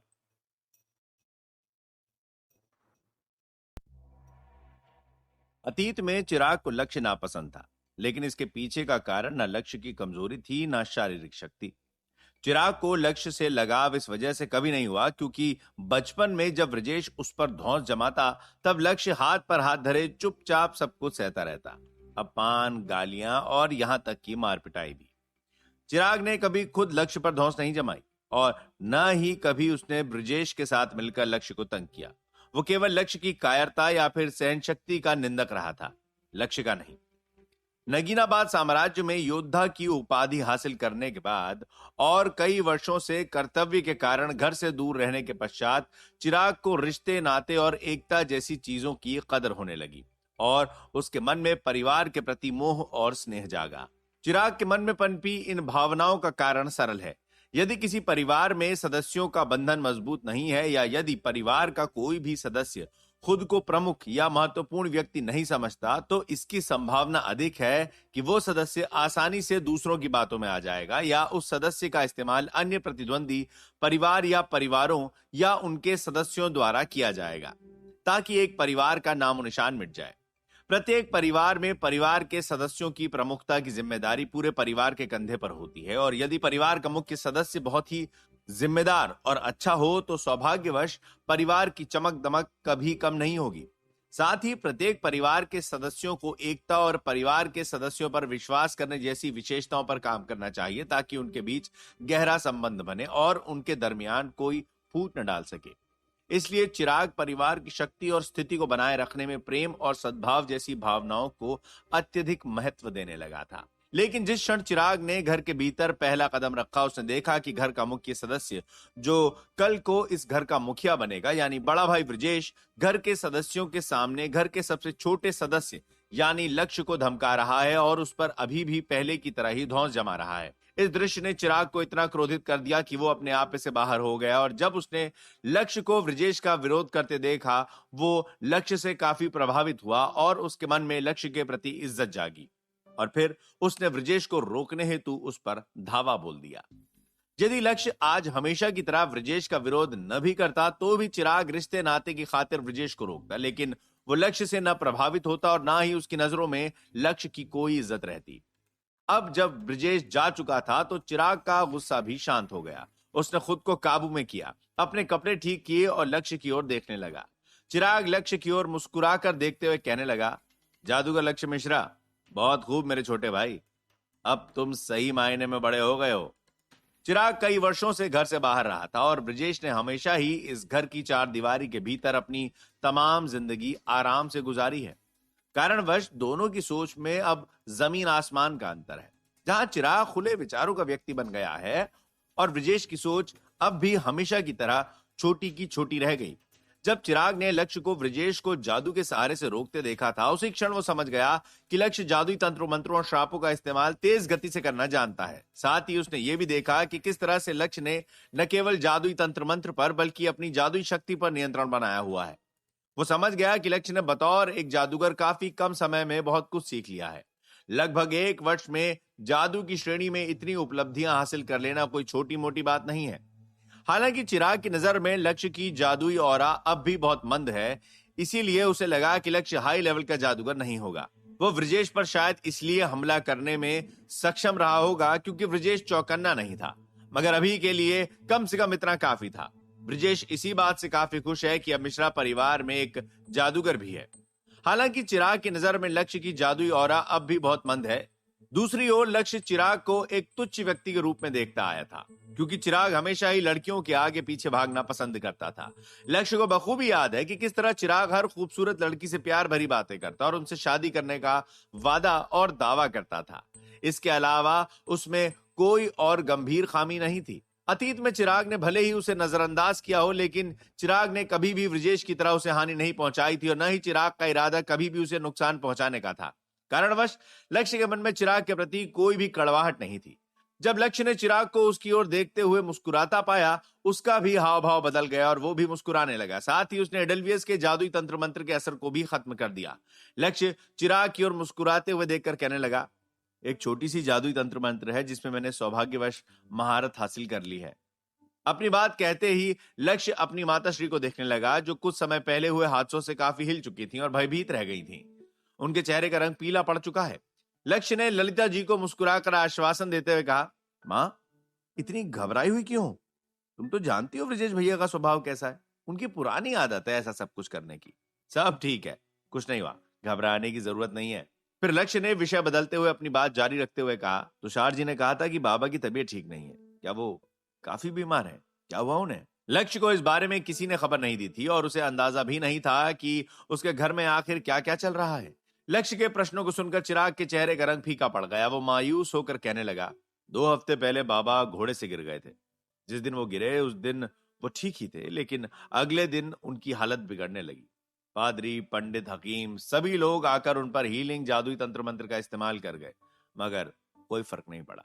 पिछले 2 हफ्तों में उन पर कई हीलिंग जादुई तंत्र मंत्र का इस्तेमाल किया गया है, लेकिन उनकी तबीयत में कोई सुधार नहीं आया। लक्ष्य, तब उन्होंने कहा कि अब बाबा के शरीर में उतनी जान भी नहीं है कि वो दिव्य हीलिंग जादुई तंत्र मंत्र की शक्ति को सहन कर पाए। इसीलिए उन्होंने उन पर उसका इस्तेमाल नहीं किया। दिव्य जादुई तंत्रों मंत्रों का कार्य शरीर की मरम्मत करने और शरीर को ठीक होने हेतु शारीरिक शक्ति की इच्छा अनुसार व्यक्ति के शरीर को पर्याप्त समय देना है। और इनका असर तभी होगा जब व्यक्ति को न केवल पर्याप्त समय मिले बल्कि उसकी शारीरिक शक्ति के साथ साथ उसकी मन की शक्ति भी मजबूत होनी चाहिए। और दिव्य शक्ति मन की शक्ति पर ही आधारित होती है। पादरी, पंडित या हकीम शरीर में जान वाली बात या ऐसी बातें तभी कहते हैं जब किसी व्यक्ति को बचाया न जा सके, या उसके जाने का समय आ गया हो, या फिर उसकी खुद की जीने की इच्छा खत्म हो गई हो। इस रहस्योद्घाटन से लक्ष्य काफी चौंक सा गया। उसने इतने मुश्किल घड़ी में घर पहुंचने की उम्मीद नहीं की थी।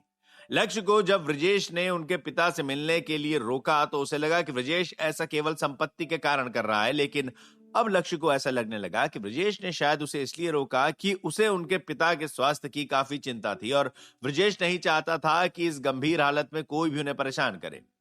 लक्ष्य को अब इसमें कोई आश्चर्य नहीं हुआ कि ब्रजेश उस पर इतना क्यों भड़क उठा था। लक्ष्य ने चिराग की ओर देखते हुए गंभीर स्वर में कहा, चिराग भैया, चलिए चलकर बाबा से मिल लेते हैं। चिराग ने लक्ष्य की ओर देखते हुए हाँ के इशारे में अपनी गर्दन हिलाई और फिर दोनों भाई उनके पिता के कमरे की ओर बढ़े। हरीश मिश्रा जी का कमरा मिश्रा महल की दूसरी मंजिल पर है और जहां फिलहाल लक्ष्य और चिराग खड़े हैं वहां से कुछ ही कदम की दूरी पर है। जिस पल वे दोनों दूसरी मंजिल पर पहुंचे उन्होंने एक पादरी और घर के सेवक को उनके कमरे से बाहर निकलते देखा, लेकिन पादरी और सेवक की नजर लक्ष्य और चिराग पर अब तक नहीं गई है। पादरी सेवक की ओर देखते हुए दुख और अफसोस जताते हुए कहने लगा, रोशनी देव ने हरीश मिश्रा जी को अपने पास बुला लिया है। वे ज्यादा से ज्यादा 1 सप्ताह तक जीवित रहेंगे, उससे अधिक नहीं। ऐसे हालातों में अब उनके और इस घर के लिए प्रार्थना ही की जा सकती है। चिराग और लक्ष्य ने स्पष्ट रूप से पादरी के प्रत्येक शब्द सुने और चिराग चिंतित होकर पादरी के पास भागकर पहुंचा।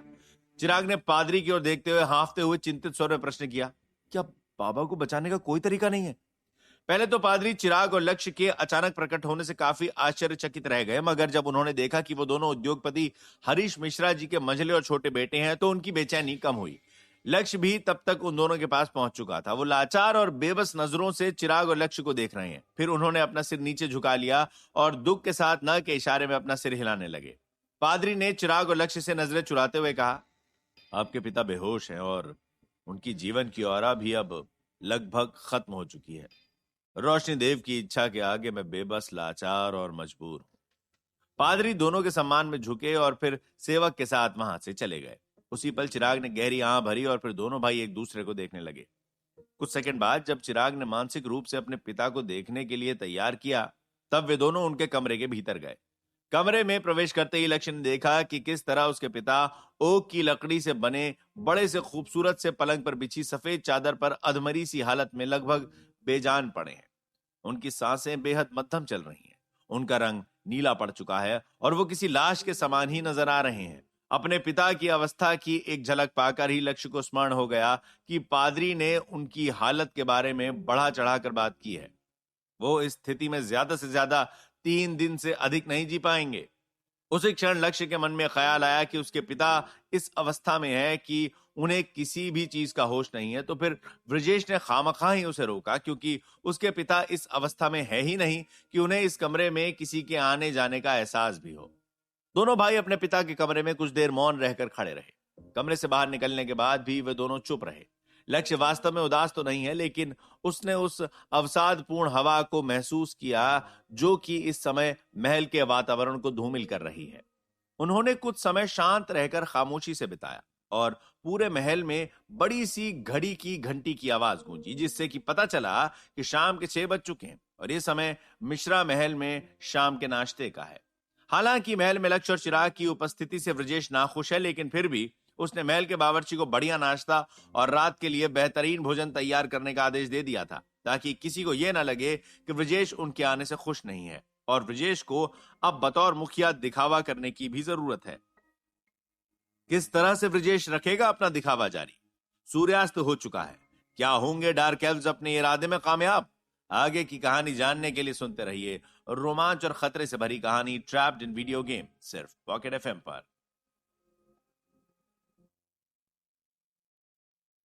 मिश्रा महल के भोजन कक्ष में 5 लोग मौजूद हैं।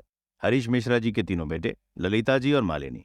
ब्रजेश मेज के मुखिया की कुर्सी पर बैठा है।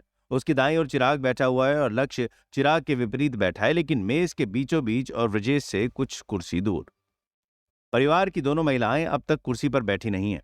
वे दोनों डरती सहमती ब्रजेश की ओर देख रही हैं। उन्हें देखकर ऐसा लग रहा है जैसे वे बैठने के लिए ब्रजेश की अनुमति की प्रतीक्षा कर रही हैं।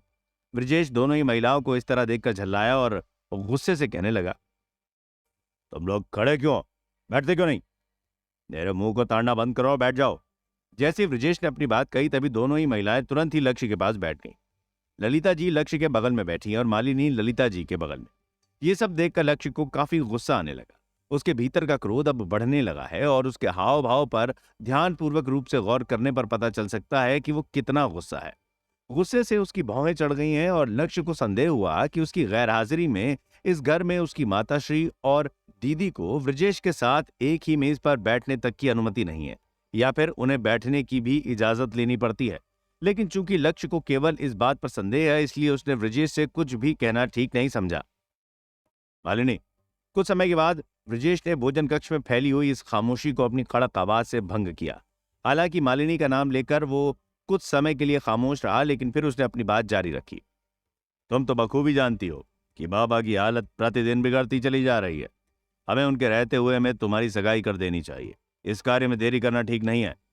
बेहोश होने से पहले बाबा ने आखिरी बार तुम्हारी सगाई के विषय पर बात कही थी, तो ये कहना गलत नहीं होगा कि ये उनकी आखिरी इच्छा है। मालिनी अपनी थाली से एक गर्मा गर्म पकौड़ा उठाने ही वाली थी, लेकिन वो ब्रजेश की बातों से स्तब्ध रह गई और किसी पुतले के समान लगने लगी। उसके चेहरे का रंग उड़ चुका था और उसके हाव भाव से स्पष्ट रूप से पता चलता है कि अचानक ही भोजन कक्ष में छेड़े गए इस विषय से वो कितनी दुखी है। ललिता जी इस विषय पर कुछ कहना तो चाहती हैं, लेकिन इससे पहले कि वो अपनी बात कह पाती, उन्होंने किसी कारण से खुद को संभाल लिया और मौन रहना ही बेहतर समझा। लक्ष्य अब असहज महसूस करने लगा और उसके मन में इस विषय पर ब्रजेश से सवाल जवाब करने की इच्छा पनपी। वो बीच में खाते हुए रुक गया और अपने मुंह का निवाला खत्म करते ही लक्ष्य ने ब्रजेश की ओर देखकर प्रश्न किया, ब्रजेश, दीदी की सगाई? मुझे सगाई वगैरह के बारे में कुछ क्यों नहीं बताया गया? मुझे बताने वाले भी थे या नहीं? किसके साथ होने वाली है दीदी की सगाई? चूंकि ब्रजेश अपनी बात कहने के बाद चाय नाश्ते का सेवन करने में व्यस्त था, तो उसके मुंह में अभी भी निवाला है जिसे वो धीरे धीरे चबा रहा है। मुंह का निवाला खत्म करते ही ब्रजेश ने लक्ष्य की तरफ नजर डाली। ब्रजेश लक्ष्य की ओर देखते हुए कुछ समय के लिए खामोश रहा और फिर उसने कहा, बाबा ने फैसला किया था। द्वेता जिला के अधिपति अंगार चंद्र ने अपने बड़े बेटे के लिए मालिनी का हाथ मांगा है। बाबा की आखिरी इच्छा है कि मालिनी का घर बच जाए। नहीं। भोजन कक्ष में ये आवाज और ये शब्द गूंजने लगा। अचानक ही मौन हुई पुतले समान मालिनी को अपनी दबी खोई आवाज वापस मिल गई और इस विषय पर उसने अपनी चुप्पी गुस्से में चिल्लाकर तोड़ दी। मालिनी ने ब्रजेश की ओर देखकर कहा, यह बाबा की इच्छा नहीं है। आपने उन्हें मजबूर किया है। आपने उनके कान भरे, उन्हें बहलाया फुसलाया। इस रिश्ते के लिए आपने उन्हें मनाया है। बोलते बोलते मालिनी की आंखें भर आईं। उसकी आंखें भी लक्ष्य की तरह ही काफी गहरी हैं, लेकिन इस समय उनमें से आंसुओं की नदियां बह रही हैं। मालिनी रोते रोते लक्ष्य की ओर देखकर कहने लगी, भाई, उस अधिपति का बेटा मानसिक रोगी है। एक बार घोड़ा चलाते हुए वो गिर गया था। सिर पर चोट लगने की वजह से उसकी दिमागी हालत खराब हो गई, जिसके बाद उसने खुद को खुश रखने के लिए महिलाओं पर जुल्म ढाने की शुरुआत कर दी। उसकी 3 पत्नियां रह चुकी हैं, लेकिन वे तीनों उसके जुल्मों के कारण जिंदा नहीं बच पाईं। मैं एक ऐसे व्यक्ति से कभी विवाह नहीं करूंगी। जिस क्षण से लक्ष्य ने इस घर में कदम रखा, तभी से मालिनी का सारा ध्यान लक्ष्य पर ही टिका हुआ था। मालिनी को लक्ष्य में केवल उसका छोटा भाई नहीं दिखा, बल्कि एक ऐसा व्यक्ति दिखा जिस पर वो पहले से भी अधिक विश्वास कर सकती है। उसे लक्ष्य एक ऐसा व्यक्ति लगने लगा जिस पर निर्भर रहा जा सकता है। वो अपने छोटे भाई में एक मुखिया को देख सकती है। मालिनी की नजरों में लक्ष्य एक तिनके के समान है, और वो कहते हैं ना, डूबते हुए को तिनके का सहारा काफी होता है। इसीलिए मालिनी ने अपनी बात लक्ष्य से कही, क्योंकि उसे लगा कि केवल लक्ष्य ही उसे अब उसकी बदकिस्मती से बचा सकता है।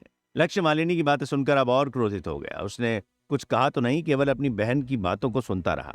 वहीं दूसरी तरफ ब्रजेश के लिए मालिनी की बातों को सहन कर पाना मुश्किल था। ब्रजेश ने गुस्से में मेज पर अपनी दोनों हथेलियां दे मारी और चिल्लाया, चुप, एकदम चुप।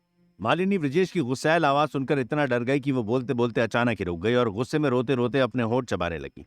उसने इतनी जोर से अपने होंठ चबाए कि उसके होंठ से खून बहने लगा, मगर फिर भी मालिनी में इतनी हिम्मत नहीं बची कि वो अब ब्रजेश का विरोध करे, क्योंकि आखिरकार सत्य तो यही है कि उपाधि और अधिकारों के रूप में ब्रजेश इस महल का सबसे शक्तिशाली व्यक्ति है। ब्रजेश के चेहरे पर एक अहंकारी मुस्कान है, जिसे वो बेहद ही मुश्किल से हंसी में बदलने से रोके हुए है।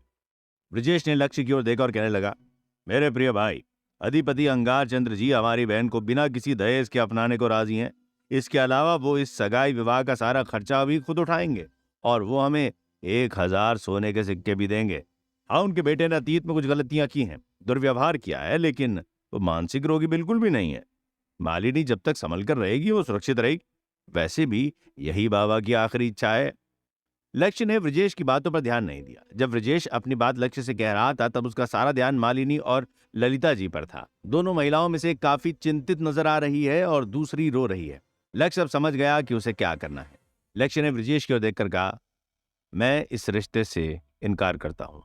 स्पष्ट रूप से ब्रजेश क्रोधित दिखने लगा। गुस्से में उसकी आंखें इतनी लाल और बड़ी हो गईं कि ऐसा लगने लगा कि वो बाहर निकल आएंगी। इससे पहले कि ब्रजेश कुछ कहता, चिराग ने कहा, देखो अभी इस विषय पर झगड़ना बंद करो। चाय ठंडी हो रही है, नाश्ते के बाद इस विषय पर आराम से बात करते हैं, ठीक है? ब्रजेश चिराग की बात पर फुफकारने लगा। ब्रजेश चिराग से इस बात पर अभी भी काफी नाराज है कि चिराग ने सेना में योद्धा बनने का निर्णय लेकर ब्रजेश को इस घर की चार दीवारी में अकेले सड़ने के लिए छोड़ दिया। ब्रजेश ने चिराग की ओर देखते हुए कहा, चिराग, इस बात को भूलो मत कि हमारा परिवार तुम्हारे कारण कर्जे में डूबा है। तुम्हारी सुरक्षा कवच, डाल कवच, हथियार और शस्त्र में 1500 सोने के सिक्के खर्च हुए थे और ये पैसे इस परिवार की लगभग 3 साल की कमाई के समान है। हमें बस बहुत हुआ। चिराग ने ब्रजेश की बात गुस्से में बीच में काटी। उसने दोनों हाथ मेज पर जोर से दे मारे और फिर भोजन कक्ष से चला गया। ब्रजेश किसी ऐसे छोटे बच्चे के समान हंसने लगा जिसने अपने भाई को किसी खेल में हरा दिया हो। अब जब चिराग जा चुका था तब ब्रजेश ने लक्ष्य की ओर सारा ध्यान केंद्रित किया। ब्रजेश लक्ष्य की ओर देखते हुए कहने लगा, रिश्ते के बारे में फैसला लिया जा चुका है। तुम क्या सोचते हो, क्या नहीं, इससे कोई फर्क नहीं पड़ता। लक्ष्य ब्रजेश की ओर देखते हुए कहने लगा, तुमने शायद मेरी बात ठीक से सुनी नहीं। मैंने कोई राय या सुझाव नहीं दिया। मैंने इस रिश्ते से इनकार किया है। यही मेरा फैसला है और ये मत समझना कि मैं कुछ करने नहीं वाला। बाबा की मृत्यु के तुरंत बाद ही मैं माँ और दीदी को यहां से लेकर चला जाऊंगा। ब्रजेश लक्ष्य की ओर देखते हुए कड़क आवाज में कहने लगा, बेवकूफों जैसी बातें मत करो। उनका ख्याल कैसे रखोगे? कहाँ रखोगे उन्हें? तुम एक नौसिखिया जादूगर हो और विद्यालय में रहते हो। खुद का ख्याल तो रखना आता नहीं, बढ़िया है बड़ी बड़ी बात। वो क्या है वो? ब्रजेश की इस हिचकिचाहट का कारण लक्ष्य की अंगूठी है जिस पर फिलहाल उसकी नजर है। जब वो लक्ष्य से बात कर रहा था उसी क्षण लक्ष्य ने हाथ उठाते हुए उंगली दिखाकर अंगूठी की तरफ इशारा किया, जिससे कि ब्रजेश आश्चर्यचकित रह गया और उसकी बोलती बंद हो गई। लक्ष्य ब्रजेश की ओर देखकर मुस्कुराते हुए कहने लगा, इस अंगूठी को गौर से देखो ब्रजेश। अधिपति का निशान चिन्ह तो दिख ही रहा होगा। यह अंगूठी मुझे सम्राट ललित ने स्वयं दी है। इसके अलावा मुझे जमीन भी मिली है। बाबा की मृत्यु के तुरंत बाद ही मैं माँ और दीदी को वहीं लेकर चला जाऊंगा और वे लोग मेरे साथ वहीं रहेंगे। उनका ख्याल रखने के लिए मैं अकेला ही काफी हूं। लक्ष्य के शब्द ब्रजेश के सीने में किसी भाले के समान चुभे। वो इस हालत में नहीं है कि वो लक्ष्य से कुछ भी कह पाए। वहीं दूसरी तरफ लक्ष्य की बातों से ललिता जी और मालिनी काफी खुश हो गईं। उन दोनों की आंखों में उम्मीद की किरण की चमक स्पष्ट रूप से दिख रही है। हम पर हमला हुआ है। उसी पल अचानक ही उन सभी ने किसी के चिल्लाने की आवाज सुनी जो कि महल के बाहर से आ रही है और वे सभी लोग काफी चौंक से गए। हमले की घोषणा करने के लिए महल में सायरन बजने लगे। जिस क्षण चिराग भोजन कक्ष से बाहर निकला वो दुखी था और वो भारी मन के साथ महल के बाहर निकला। भले ही सेना में योद्धा की उपाधि प्राप्त होना एक बेहद बड़ी उपलब्धि लग सकती है, लेकिन रईस घराने का कोई सदस्य यदि सेना में बतौर एक योद्धा भर्ती होता है तो उसे अपने सामानों का प्रबंध खुद करना पड़ता है। क्योंकि हरीश मिश्रा जी नहीं चाहते थे कि परिवार की इज्जत पर कोई आंच आए तो उन्हें चिराग के सामानों का प्रबंध करने हेतु अच्छे खासे पैसे खर्चने पड़े, खासकर उसकी जादुई सुरक्षा कवच पर। जब शुरुआत में चिराग ने इस कवच का इस्तेमाल करना शुरू किया था तब कई लोग उसकी प्रशंसा करते थे। हालांकि पिछले 5 वर्षों में बतौर एक योद्धा चिराग की सैन्य प्रगति उतनी बेहतर नहीं रही है। इसीलिए वो किसी भी तरह की उपलब्धियां भी हासिल नहीं कर पाया और न ही उसे उसके काम के लिए किसी भी तरह का कोई इनाम मिला है। कारणवश उसे अभी भी अपनी वही पुरानी सुरक्षा कवच पहननी पड़ती है। चिराग की जादुई कवच के जादू का प्रभाव कवच पर से काफी समय पहले ही खत्म हो चुका था। इसके अलावा कवच भी इन वर्षों में हुई सभी मरम्मत और युद्धों से जीर्ण शीर्ण दिख रहा है। चिराग इसे पहने हुए रईस घराने के योद्धा की तरह बिल्कुल भी नहीं लग रहा है, लेकिन उसे फिर भी इस कवच के सहारे से अपना गुजारा करना पड़ रहा है, जिससे कि वो उपहास का पात्र बन गया। युद्ध के मैदान पर उसके वर्षों के अनुभव ने उसे इस कृपालु नजरों और आवाजों को नजरअंदाज करने की कला सिखा दी। जब वो इन सभी चीजों से अंदर ही अंदर पिस और घुट रहा था, तब उसे घर आने का सुनहरा मौका मिला और उसे लगा कि परिवार के साथ कुछ दिन बिताने पर उसे थोड़ी बहुत खुशी मिलेगी। लेकिन उसे ये उम्मीद नहीं थी कि घर पहुंचने पर ब्रजेश उसका स्वागत ताने और झगड़ों से करेगा। साथ ही उसने कभी ये नहीं सोचा था कि उसके परिवार पर भी संकटों का पहाड़ टूट पड़ा होगा। किस तरह से चिराग संभालेगा खुद को, क्या कर रहे होंगे डार्क एल्व्स? आगे की कहानी जानने के लिए सुनते रहिए रोमांच और खतरे से भरी कहानी ट्रैप्ड इन वीडियो गेम, सिर्फ पॉकेट एफएम पर।